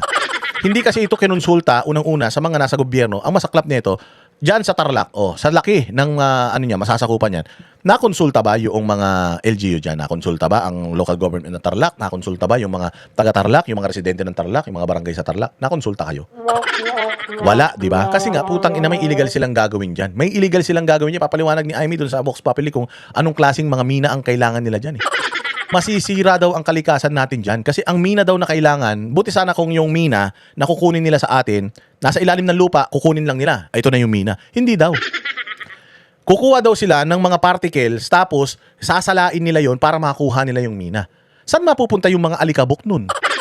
Halimbawa, magmimina ka ng copper. Hindi yung mismong copper ang makukuha mo eh. Para makuha mo yung copper, kung ano-anong chemical ang gagamitin mo para lumabas yung copper na yun. Yung raw, mga mga waste nun, saan pupunta? Pupunta yan sa hangin, masisinghot natin, pupunta yan sa tubig, maiinom natin, putang ina, mercury poisoning na naman yan. Ganon ang problemang ibibigay sa atin nito. Puta talaga, sabi ko nga walang gagawin to si Bongbong kundi patayin ng Pilipinas eh. Sisiguraduhin ni Bongbong talaga na pag upo ni Inday Sara, hindi na kayang ibangon ni Inday Sara yung Pilipinas eh. Oo, ganon ang gagawin nito eh. So ganyong kadelikado itong Paxilica na ito ha. At alam mo ang isang delikado, sabi nga, kapag ang isang kontrata na pinasok ng isang matinong gobyerno dumaan sa proseso, consultation, research, okay yan. Pero kapag dumaan sa mambubudol, sinungaling, magnanakaw, sindikato, yung deal, alam mo na puta pang sarili yan. Alam mo na kumita sila dyan at kikita sila dyan. Oh, baka mamaya niyan, kaya sila pumayag dyan. Oh, baka ang kapalit niyan, pagdating ng 2028 at hahabulin na sila ni Inday Sara, puta tatakas na sila sa Amerika, aampunin sila ulit ng Amerika. Baka ganun ang gagawin ng mga yan. Siyempre, walang kapangyarihan ng Pilipinas over Amerika. Oh, sige na, ibibigay namin sa inyo yung Paxilica na yan dito sa Pilipinas. Pero putang ina, pagtapos ng termino namin, hahabulin kami nito ni Inday Sara, ampunin nyo kami sa Amerika. Huwag kayo pumayag na ibigay kami sa kanila. Ganun ang gagawin. Baka may mga ganung deal yan. Oo, may mga ganyan na deal yan. May mga delikado na deal yan. Imposible. Walang mabuting gusto si Bongbong sa Pilipinas. Puro kahayupan ng plano niyan sa Pilipinas. Maniwala kayo. Kaya sigurado ako dito sa Paxilica na ito, bagamat makakatulong ito sa atin ng konti, putang ina, dapat i-scrap to. Lahat ng deal ng gobyernong magnanakaw sa kahit na sino, dapat i-ekis yan. Back to zero tayo dapat pagdating ng 2028. Oo, sigurado tayo lahat ng deal na pinasok nila, deal ng mga adik yan. Putang ina yan, maniwala kayo. Puro pagpahirap ang ibibigay sa atin yan. News 5, kitang nasa bahagi ng bundok ang kanilang komunidad. Ang kabuhayan nila, pagtatanim at pangangahoy. Pero wala silang kamalay-malay na kabilang pala sila sa maaaring mapaalis oras na matuloy ang itatayong Paxilica. Wala silang kamalay-malay. Ganyang kagago si Bongbong. Ha? Lake sa Italy. Salamat sa iyo. Lakay sa Italy. Lake pa. Lakay sa Italy. Nagyamanak. Kainan yan, walang alam yung mga tao. Mawawala na sila ng tirahan. Imagine, ganyang kagago gobyerno natin. Ibinibenta mo na yung mga lupa natin. Kainan yung mga nakatira dun sa mga lupain na yun, hindi mo man lang sinasabihan. Satanas, di ba? Aabot sa nasa 200 pamilya ang naninirahan dito sa Sitio Manabayukan. Sabi nila, mula pagkabata, dito na raw sila namulat, kaya oras na matuloy ang proyektong Paxilica, kakaba-kaba ang mga katutubo kung saan na sila mapupunta. Base sa dokumentong nakuha ng News 5, isang sitio sa 11 lugar na madadamay sa gagawing high-tech industrial complex. Naiyak ako sir kasi mahal ko po kasi yung bundok dito sa amin kasi lupa ng nuno po pa namin. Kung sino man pong maawa dito sa amin, wag po kaming palisin dito sir. Wag po kaming idamay. Wala pa naman doon nagpupunta ng mga tauhan ng Bases Conversion and Development Authority o BCDA sa lugar. Sino ang BCDA? Sino BCDA? Alam ko si Vince Dizon noon eh. Hindi na yata si Vince Dizon ngayon eh. Si Lorenzana na ba ngayon? Tingnan nyo nga sino yung Bases and Camps Development Authority, BCDA. Ang BCDA ang nangangasiwa sa New Clark City na pagtatayuan ng Paxilica. Kahit na po babayaran nila sir, ayaw po namin nakuha na kung pera lang sa amin, ayaw namin po yung kasi dito po kami nabubuhay. Tulad sa mga tanim na po namin ngayon. Ito rin ang pakiusap ng iba pang mga residenteng nakakatanggap na ng sulat mula sa BCDA na maapektuhan ang kanilang tirahan ng gagawing Paxilica. Nauna namang sinabi ng Pangulo ng BCDA na walang idadamay ng mga ancestral domain. Bukod naman sa mga nauna naming nakitang ginagawang kalsada, kapansin-pansin din ang libo-libong naglalakiang solar panel na itinatayo roon. Tingin ng mga residente, may kinalaman yan sa Paxilica.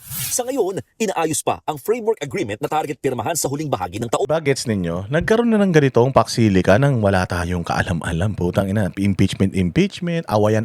Kaya nga sabi ko, ang title nitong vlog natin, Awayan sa Senado. Pinapaingay nila yan sa mainstream media para makalimutan natin itong mga ex-deal nila para sa pansarili nilang kapakanan. Yung flood control scandal, yung mga hindi pa nakakasuhan na mga dyan sa pagnanakaw sa Kabanang Bayan. Ngayon, may ganito na naman. Wala talaga, no? Pucha, alam mo, Bongbong, ganito gawin mo. Gumawa ka ng nuclear, humiram ka ng nuclear, Humiram ka na ng nuclear missile kay Donald Trump. Tapos, pasabugin mo na ng Pilipinas. Inuunti-unti mo pa eh. Gusto mo rin lang para sirain Pilipinas. Putang ina, pasabugin mo na, sagarin mo na. Huwag mo nang unti-untiin. Putang ina yan, isang atomic bomb lang naman tayo, lusaw ang Pilipinas. Gawin mo na lang. Kesa ganyan, uunti-untiin mo, i-stressin mo pa yung tao eh. Pasasakitin mo pa ulo ng tao. At yung mabilisan na kamatayan na lang para sa lahat ng mga Pilipino. Yun din lang naman ang plano ng pamilya ninyo. Gawin nyo na lang. Oo, gawin nyo na lang. Donald Trump, magkaibigan man tayo. Pasabugin na nga lang natin Pilipinas. Putang ina, galit ako sa bayan ko eh. Ganun Ganun ang gawin mo. Bongbong, walang hiya ka. Oras na maisa pinal, sisimulan ang konstruksyon ng hub sa 2028. Pero dahil sa mga nakikitang development sa paligid, tingin ng lokal na pamahalaan, tila done deal na ang proyekto. Kaya sana raw makipag-ugnayan sa kanilang Ayan mayor walang alam.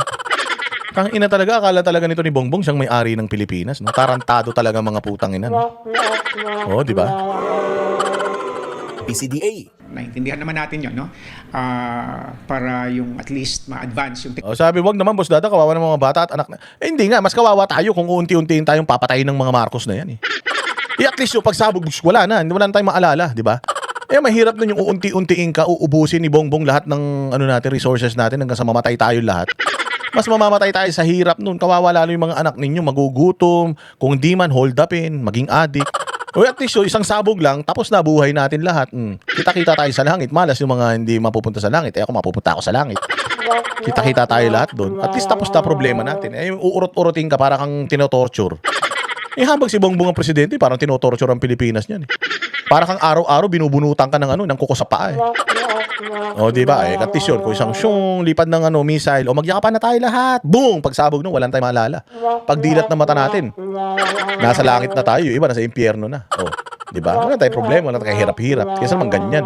technology ng Philippines insofar as the AI Maricar San Sarsino. Salamat sa iyo dyan sa Dubai, ha. technology is concerned. Yun nga lang, yung katulad ng pakiusap namin, sana makita rin naman yung ibang repercussions nito insofar as our community is concerned. Nauna nang ipinagmalaki ni Pangulong Bongbong Marcos na makakalikha ng maraming trabaho ang Pax Silica. Pero hindi kumbinsido ang Science Advocacy Group na agham. This is actually development that is not for us. This is development that is for the US, wanted by the US, and we're being dragged to it. Ayon naman Exactly. This will start sa US and will end sa US. Bakit ganun? Oo, sila lang ang makikinabang dito. Ang laki-laki ng lupa nyo sa Amerika, pukin ang ina nyo. Bakit hindi kayo magtayo ng mga Pax Silica dun sa mga lupa nyo, mga hayop kayo? Ang laki ng lupa ng Amerika. Alam nyo ba, nung nagdadrive ako, mula dyan sa... Nagdadrive si Randel Bunaga, nagdadrive kami mula LA. Mula muna kami San Francisco, papunta LA. Ang lalawak ng lupa. Diyan sa may papuntang Fairfield, ang lalawak ng lupa, mga bossing. Putang inang yan. Lalo na yung nagdadrive na kami mula LA, papunta ng Las Vegas. Ang lalaki ng lupa, putang ina ninyo, doon kayo magtayo. Bakit kayo magtatayo dito sa Pilipinas? Magtayo kayo doon sa bansa ninyo, bakit dito? Kaya nila dito gusto magtayo kasi alam nila bobo presidente natin, mukhang pera eh. Oo, mukhang pera. Alam nila, pagka tinapalan mo si Bongbong ng pera, puta, wala siyang pakialam kahit mamatay yung mga mga kalahi niya. Traitor man yan sa bayang Pilipinas. Si Pangulong Duterte nga, pinadala niya sa ibang bansa kahit na yun ang pamilya ni Pangulong Duterte nakatulong para manalo sila eh. Naipalibing pa yung tatay niya, pinatapon pa yan sa... So, kung halimbawa, kayo mga ita dyan sa Tarlac, mawalan kayo ng bahay, pakiko. Tangina, bahala kayo sa buhay ninyo. Ganyan ang utak ng mga putang ina mga Marcos na yan. Oo. Di ba? Ang lalaki ng lupa doon. Dito kayo nagtatayo, Pax Silica, gago kayo. Data center ninyo sa Amerika, yung mga bubuhayin, dito kayo magtatayo, mga ulol kayo. Ang ina niyan. So, sino makikinabang dito? Tayo? Hindi sila. Mabibigyan kayo ng trabaho. Anong trabaho bibigay sa inyo dyan? Janitor. But sana kung yung mga malalaking sweldo ng mga trabaho ibibigay sa atin dyan, hindi sila din yan. O, tiyang inang yan. Ano sabi ng Malacanang na bobo rito? sa Malacanang, pwede pa rin naman daw baguhin ang mga provision sa agreement ng Pax Silica. Actually, ulul. Putangin na mo. Actually ka pa nalalaman.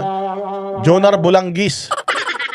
Jonard Bulanggis. Maraming salamat sa iyo, Jonard, ha. Kaya nga po, ito ay inihahayag ng ating pamahalaan patungkol sa Pax Silica dahil kung sino man po yung ibang mayroong issue patungkol sa di umano Pag na to, impacta na ito. Hoy, impactang Claire Castro. Putangin na yun. Dandil na kayo dyan eh.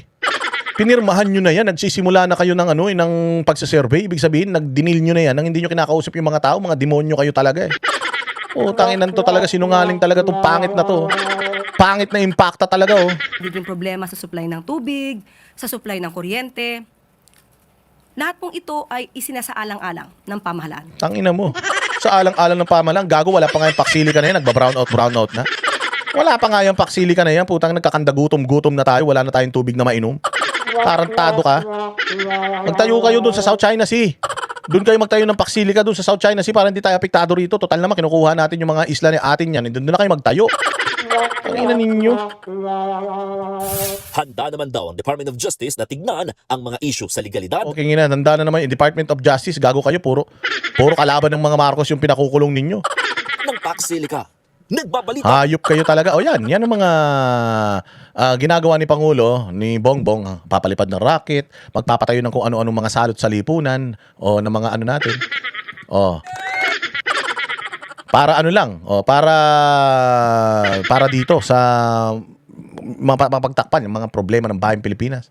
Kahirapan ng buhay, taas ng presyo ng bilihin at kung ano-ano pa. Mga walang hiya kayo. O ito, yung sinasabi ko kanina diyan sa Abante. O ito, sinagot ni Inday Sara kasi nabanggit niya. Mamaya ipi-play natin tong video ni Inday Sara, nagsalita siya, ganda naman sasabihin niya. Pumutok na naman ang ulo, ulo ni Impactang Claire Castro eh. Maria Barola diyan sa Amerika. Salamat sa iyo, mabuhay ka sana. Sana ay mabuhay kang hanggang gusto mo at umunlad ang buhay mo lalo. Alam ko maunlad ka na, pero sana mas umunlad ka pa para mas makatulong ka pa sa channel natin. O ito, sagutin ni Inday Sara yung 5,000 gunman. Sinabi kasi dito ni Inday Sara na sa Pilipinas sobrang mura na ng buhay. Meron kang pwedeng kunin ng 5,000 para ipapatay kung sinong gusto mong ipapatay. Grabe dito eh. Makikita mo nga, di ba? Rider, hinatid mo na. Putangin na, papatayin ka pa, kukunin lang yung motor. Pwede naman siguro tutukan mo. Boss, kukunin ko tong motor mo ha. Ayaw kitang patahin. Gusto lang kita hold upin.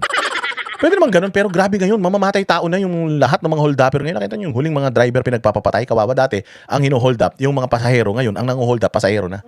Ganun na kahirap ang bayang Pilipinas. So ang sinasabi dito ni Inday Sara, wala nang kontrol talaga ang gobyerno patungkol sa mga mamamatay tao. O di ba? Natatandaan ninyo na may crackdown si Bongbong Marcos sa Bengbeng, Baril, loose firearms. Meron daw siyang crackdown.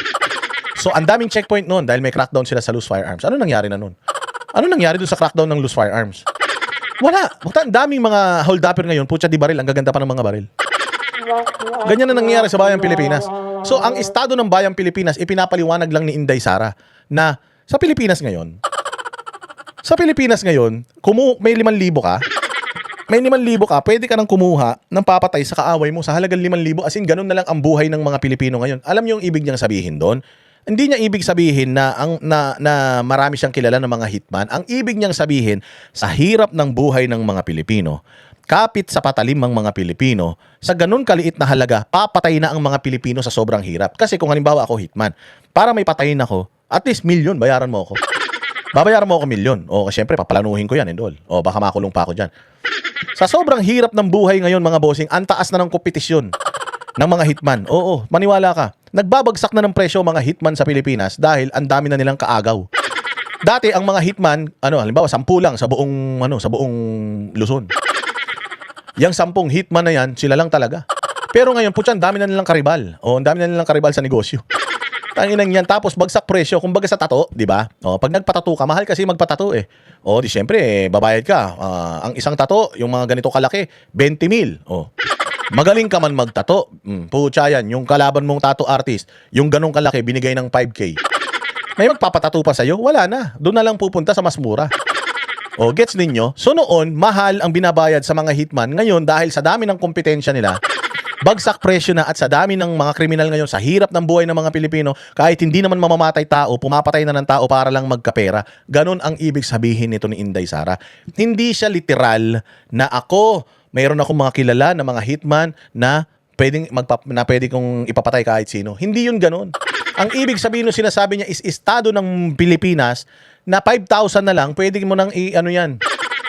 Sa 5,000 na utang, pwede ka nang mamatay. Maniwala ka. May utang na 5,000 sa tropa mo, tapos siningil ka, sabihin sa'yo, pre, singilin ko na yung utang ko. Yung utang mo sa akin, 5,000, kailangan ko lang ng pera. Sabihin nun, ka ba? Para ka namang others, singil ka pa ng singil. Nakita mo na nga, kaya nga ako nang utang sa'yo kasi wala akong pera eh. Tapos sisingilin mo pa ako. O, edi sana kung may pera ako, hindi sana ako nang utang sa'yo. Magkakapikunan kayo ngayon, putangin na, mababaril mo yung tropa mo.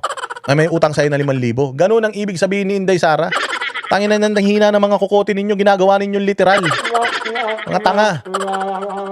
Sa hirap ng buhay ng mga Pilipino ngayon dahil dito sa administrasyon na ito, sa taas ng presyo ng bilihin, walang trabaho, kapit sa patalim na lahat na hold-upper. Nagko-convert na mga Pilipino. Sabi ko sa inyo, yung mga gagawa nga ng kasalanan, magdadasal pa. Nakita nyo yung isang kumalat sa social media.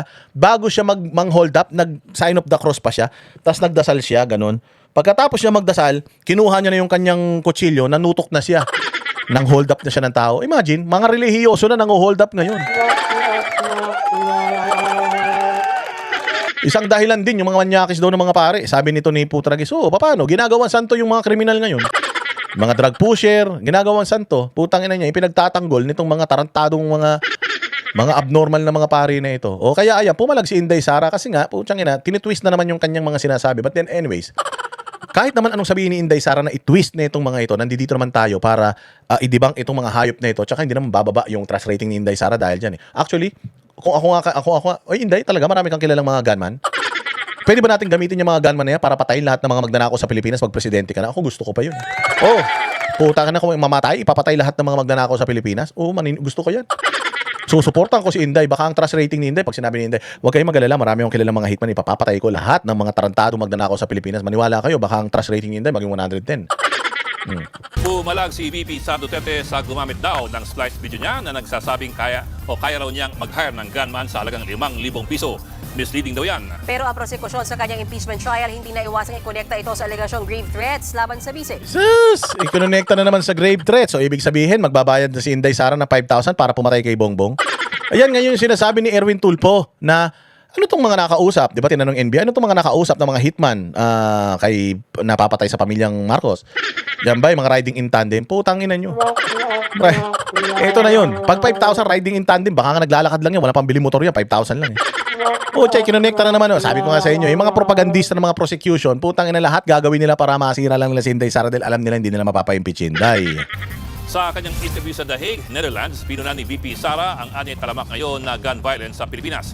Sa sobrang lala daw nito, posible raw makapag-hire ng gunman sa halagang 5,000 piso. Oh, ano sabi? Sa sobrang lala ng krimen sa Pilipinas, kaya mo nang mag-hire sa halagang 5,000 piso. Ang ipinapaliwanag sa inyo ni Inday dito, sobrang hirap ng Pilipinas ngayon. Sobrang hapit ang mga Pilipino ngayon. Sobrang gipit ang mga Pilipino ngayon.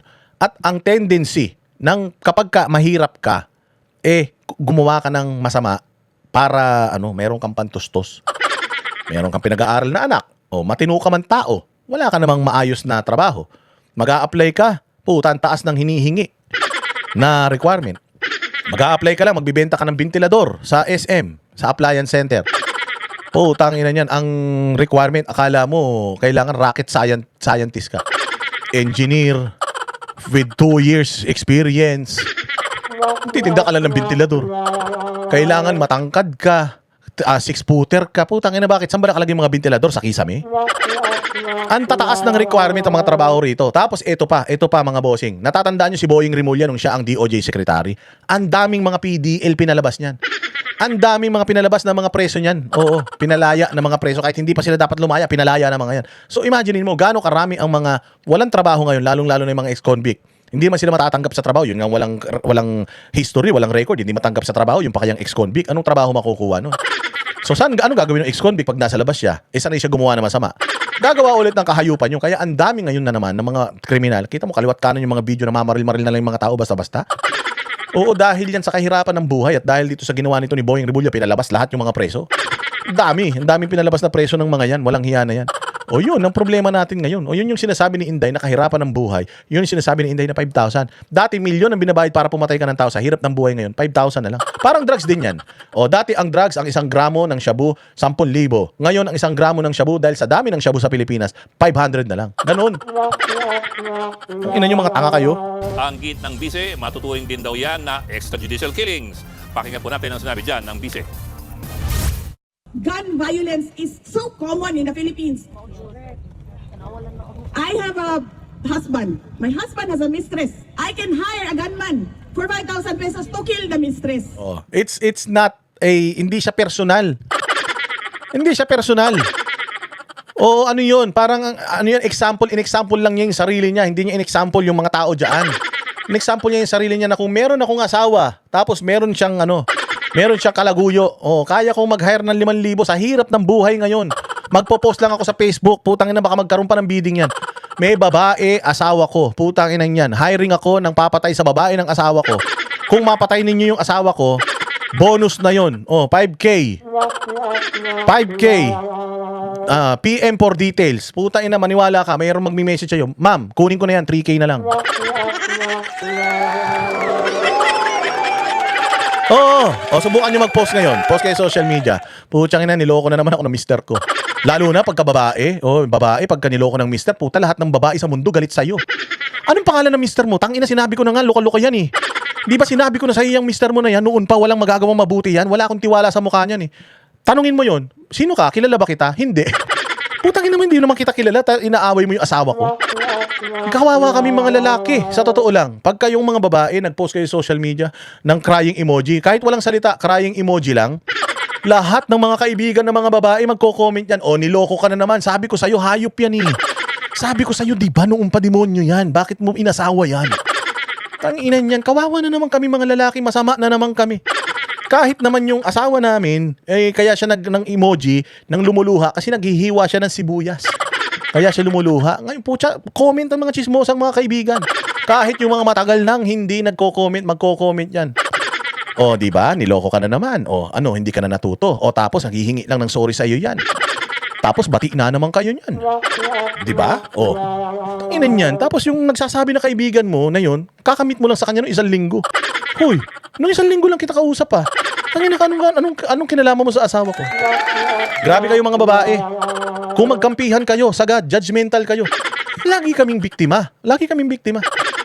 Oo, minsan isa lang ang kaya namin, humihiling kayo 3. Di namin kaya yun, lalo na sa edad namin. Di ba, Putragis?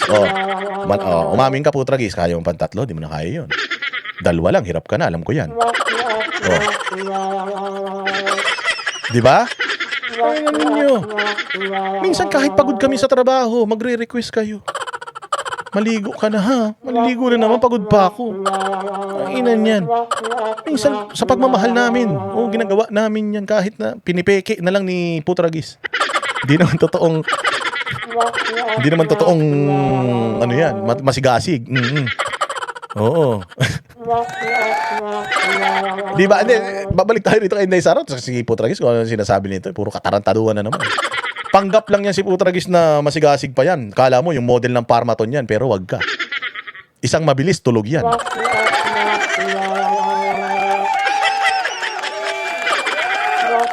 So yun yung sinasabi ni Inday Sara dito. Ang sinasabi ni Inday Sara dito sa Pilipinas, ginamit ko na lang example yung sarili ko. Pero alam nito, matalino si Inday Sara, gusto niyang i-trigger talaga itong mga haters niya dito sa Pilipinas. Gusto niyang i-trigger itong mga haters niya sa Pilipinas. Kaya in-example niya yung sarili niya. May asawa ko ng babae. Bocha, meron ako 5,000. Papatayin yung babae. Ang sinasabi niya dito, general, example yan, na ganun na lang ang halaga ng buhay ng tao ngayon. 5,000, kaya mo nang kumuha ng hitman. Mag-post ka sa social media, niloko ka ng asawa mo, 5K, bugbugin mo. Pucha, sabi ko sa'yo, mayroon yan, magko-comment. Bidding yan, 4-5 ako. 4-5 ka, 3K. 3K ka, 2K ako. Ganun, kahirap ang Pilipinas ngayon. Kakapit lahat sa patalim para lang sa pera. So tumataas ang violence. Yun yung ibig sabihin ni Inday Sara rito. Hindi ibig sabihin ni Inday Sara rito, may kilala siya na papatay ng 5,000 lang halaga. Pero ang sinasabi niya, it is possible sa current state ng kahirapan ng Pilipinas ngayon, it is possible na sa halagang 5,000, baka nga mataas pa yan eh. Sa halagang 1,000, pwede ka nang kumuha ng papatay sa mga kaaway mo, ganun. That is how, for 5,000 pesos, that is how bad gun violence. Yun yung sinasabi niya, that is how bad gun violence here in the Philippines. Oo, na you can hire someone for 5,000 pesos para gumawa ng masama dito sa kalaban mo. Ganun ang estado ng violence sa Pilipinas ngayon. Bakit ang ano nila is, kita nyo na, sabi ko sa inyo si Inday Sara talaga, meron siyang alam ng mga hitman sa Pilipinas. Halagang 5,000 lang. Delikado ang Pangulo. Tangina niyan. Ang tatangan nyo talaga? In the Philippines is, and that is, again, yes, EJK. So how can you say that all your listed victims, all your listed complainants are supposed victims of the drug war? Sinita naman ni VP Sara ang media organization na gumamit daw ng Anya Splice video ng kanyang pahayag. Kita mo, Splice video, Jing Power, salamat, putin lang. Ang hirap magpasaya ng mga Pilipino. Yung mga makukulay na ganyan, parang nung mga nakaraan, madalas kong nakikita yan. Ngayon, parang mas madalang pa sa pagtayo ng aldenteng kargada ni ni Randel Bunagan. Salamat Gumagana pa pala yung pakulay na yan. Akala ko hindi na gumagana yan. Boss D, lunchtime na. Online food delivery kita dyan. Puro naman kayo salita. Ayun yung Gcash ko, 0998-9522379. Padala kayo pambiling hamburger. Puro naman kayo salita naman dyan. Para kayo mga taga Batangas talaga, mga taga Tanawan kayo eh. Ha, mga anak ba kayo ni Cory Aquino?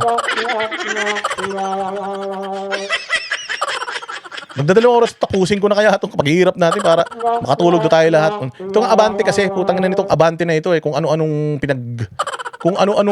banabalita nitong Abante na to, sinisira si Inday Sara. Daw na taken out of context ito para pagsimulan niya ng galit ng publiko at ng online engagement. Git pa ng bise, nagdulot ito ng mali at misleading na pananaw dahil sa kakulangan ng konteksto. Sa kabilang banda, hindi na iwasan ang prosekusyon ay konekta ang pahayag. Yung dalawang unano, oh. Yung dalawang unano, ang pinakamaingay sa Kongreso, dalawang duwende yan, nuno sa punso. Putang ina, ang liliit na tao niyan. Ito pala si Adjong, tang ina, dalawang dangkal lang yung tangkad. Ang yayabang ng mga hayop na ito, kala mga 6-footer kung makapagsalita. Putang ina to, mga pandak pala to. Ito si Ridon. Putya, pag ito natabig mo si Ridon, lolobo betlog mo. Ang ina, mga magulang nito, mga nuno sa punso. Putya, mukhang duwending itim eh.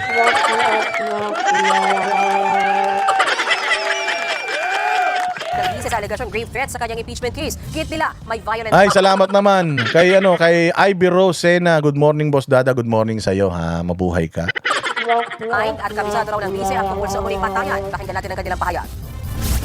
With respect, I think the Vice President has a violent mind. Ay, ang ilan to, magnanakaw.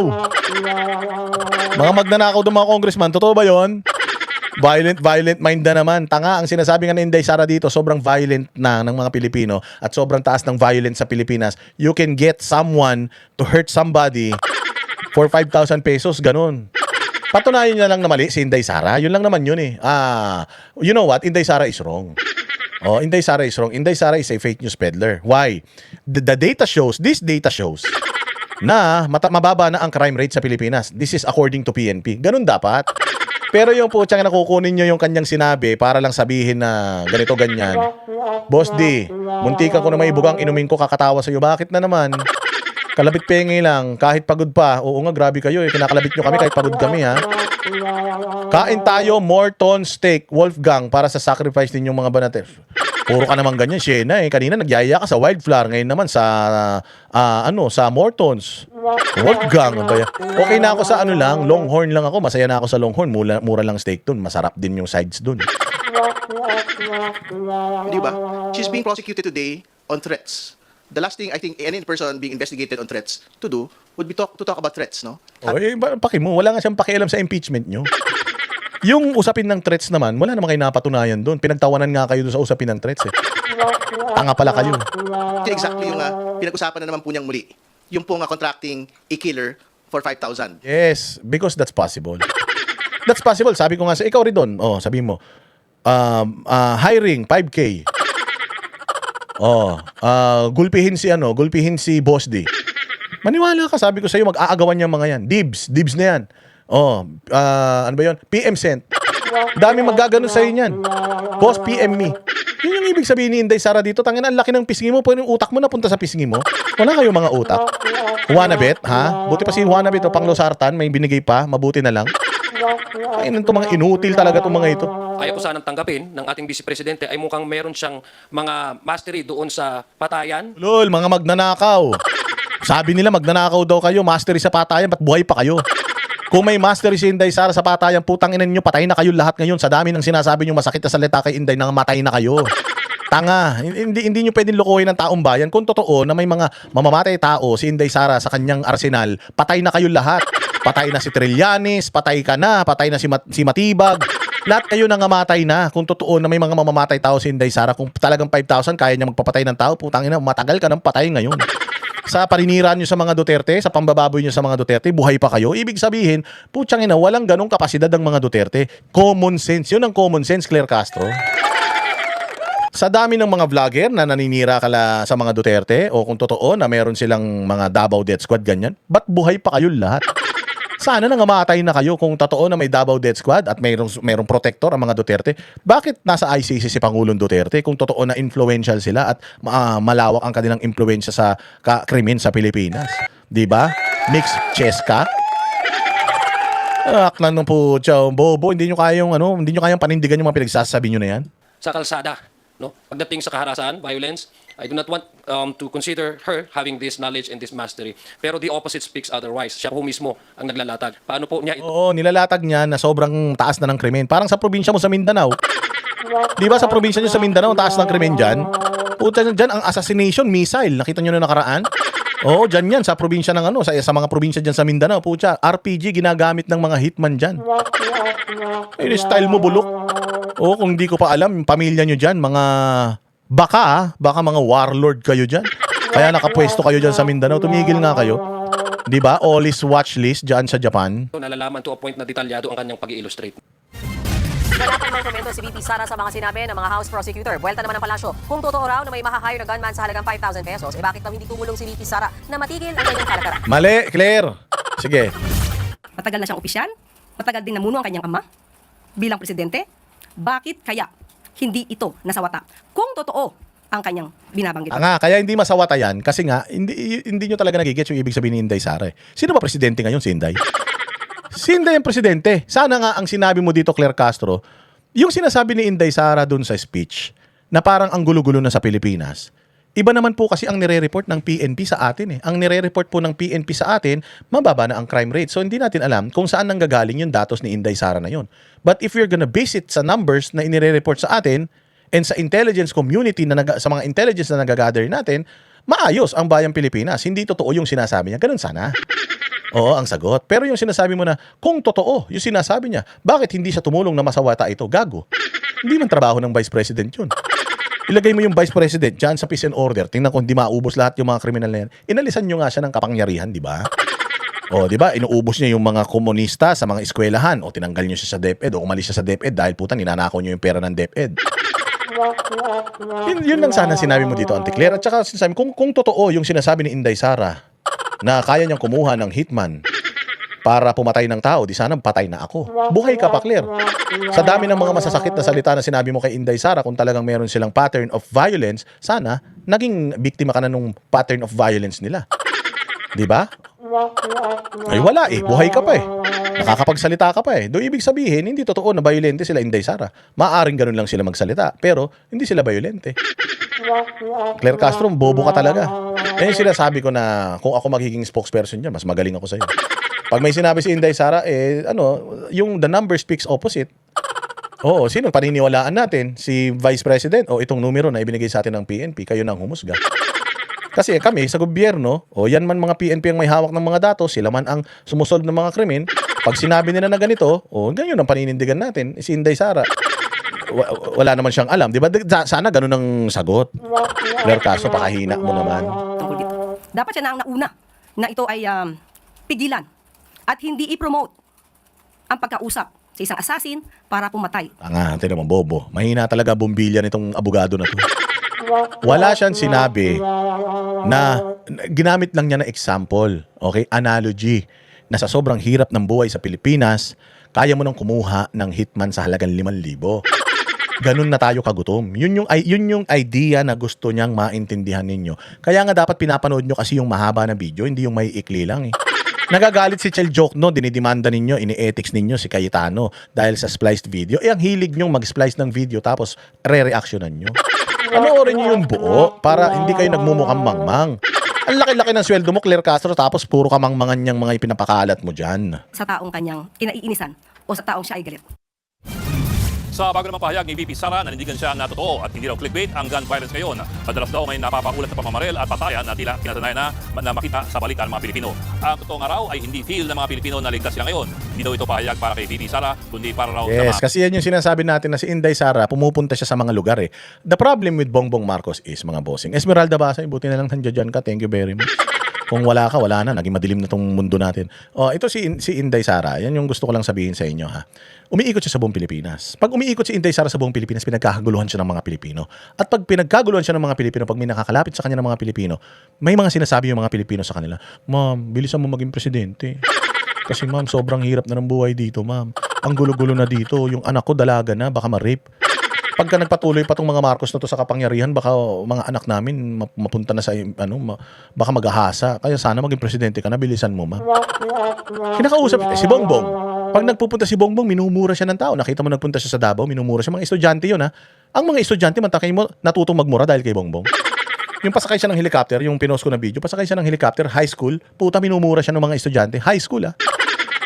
Hindi pa marunong magalit ang mga yan. Wala namang alam sa politika yan. Bakit minumura si Bongbong Marcos ng mga high school? Hindi kayo nagtataka?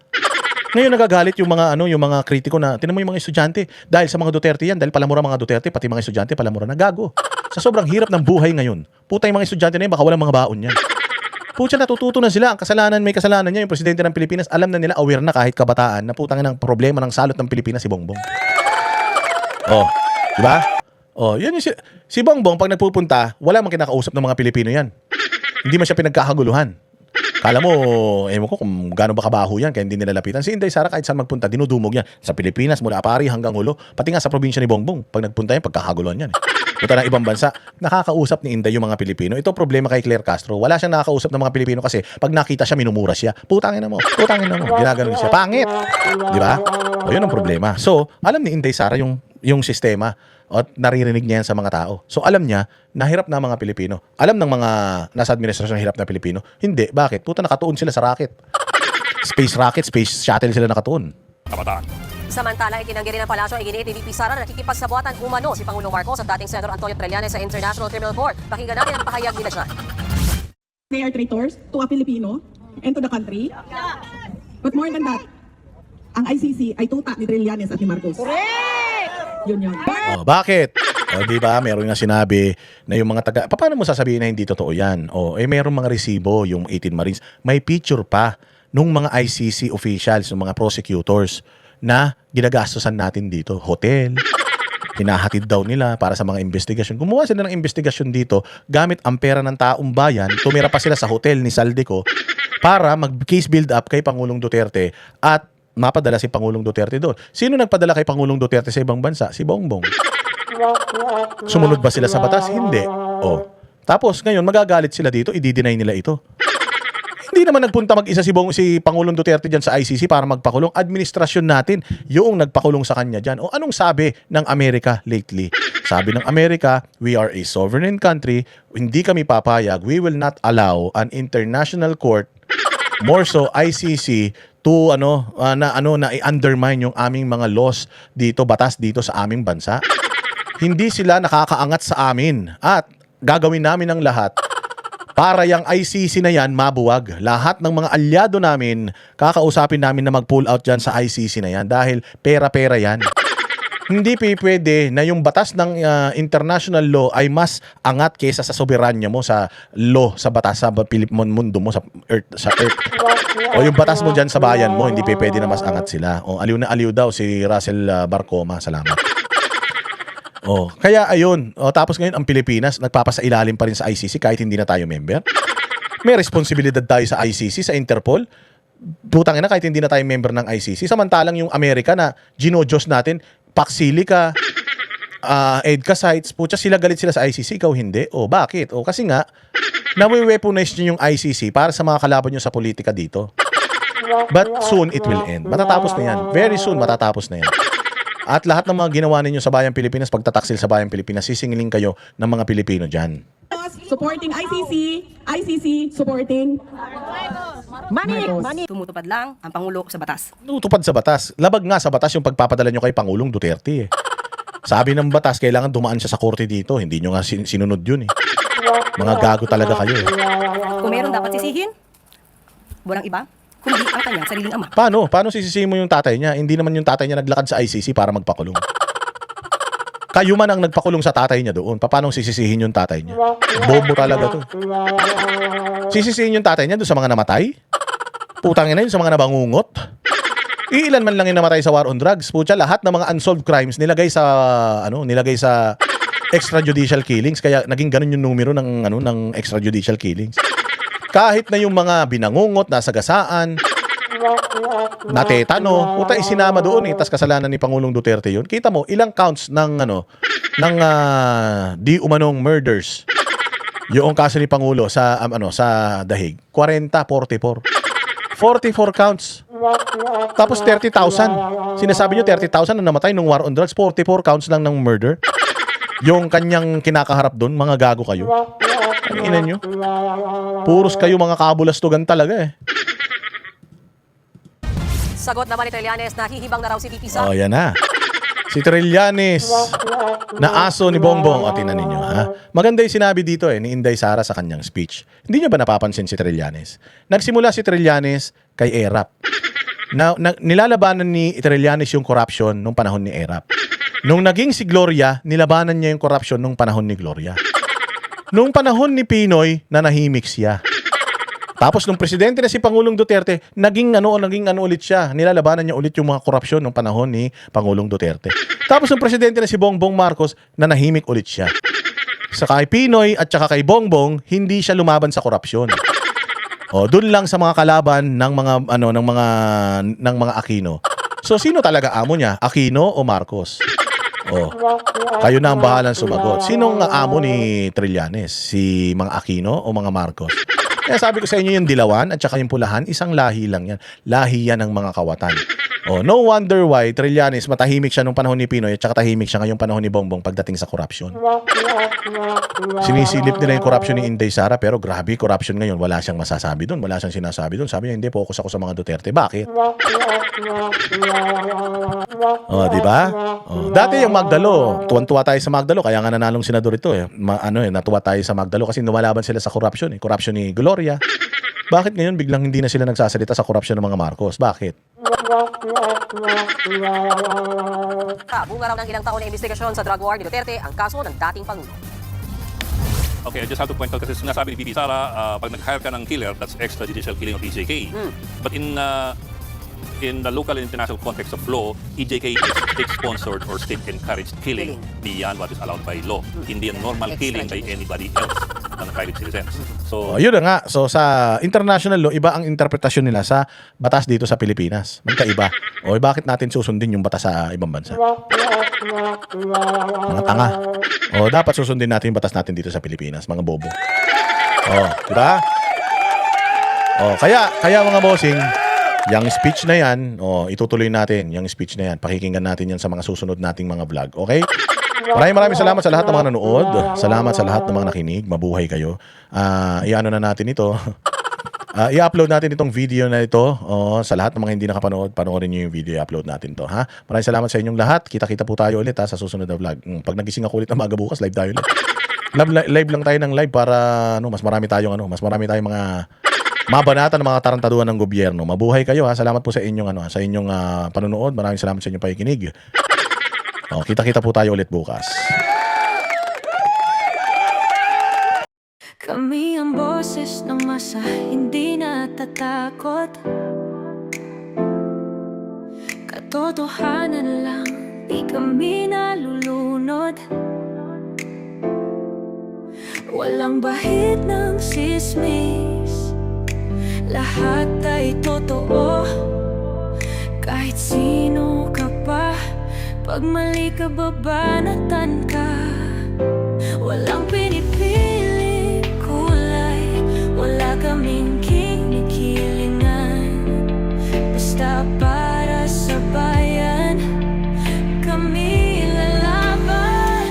Pagdama palakpakan, pag mali banatan. Di matitinag, di matatakot, para sa bayan tuloy ang sigaw. Sa harap ng kamera, walang halong takot. Mga baluktot, lahat kayo'y tutumba. Ang hustisya at totoo, yun lang ang mahalaga. Kahit sinong harang, di kami matitinag. Walang pinipiling kulay, wala kaming kinikilingan. Basta para sa bayan, kami lalaban. Pag tama palakpakan, pag mali banatan. Di matitinag, di matatakot, para sa bayan tuloy ang sigaw. Kung nasa tama ka, ikaw ay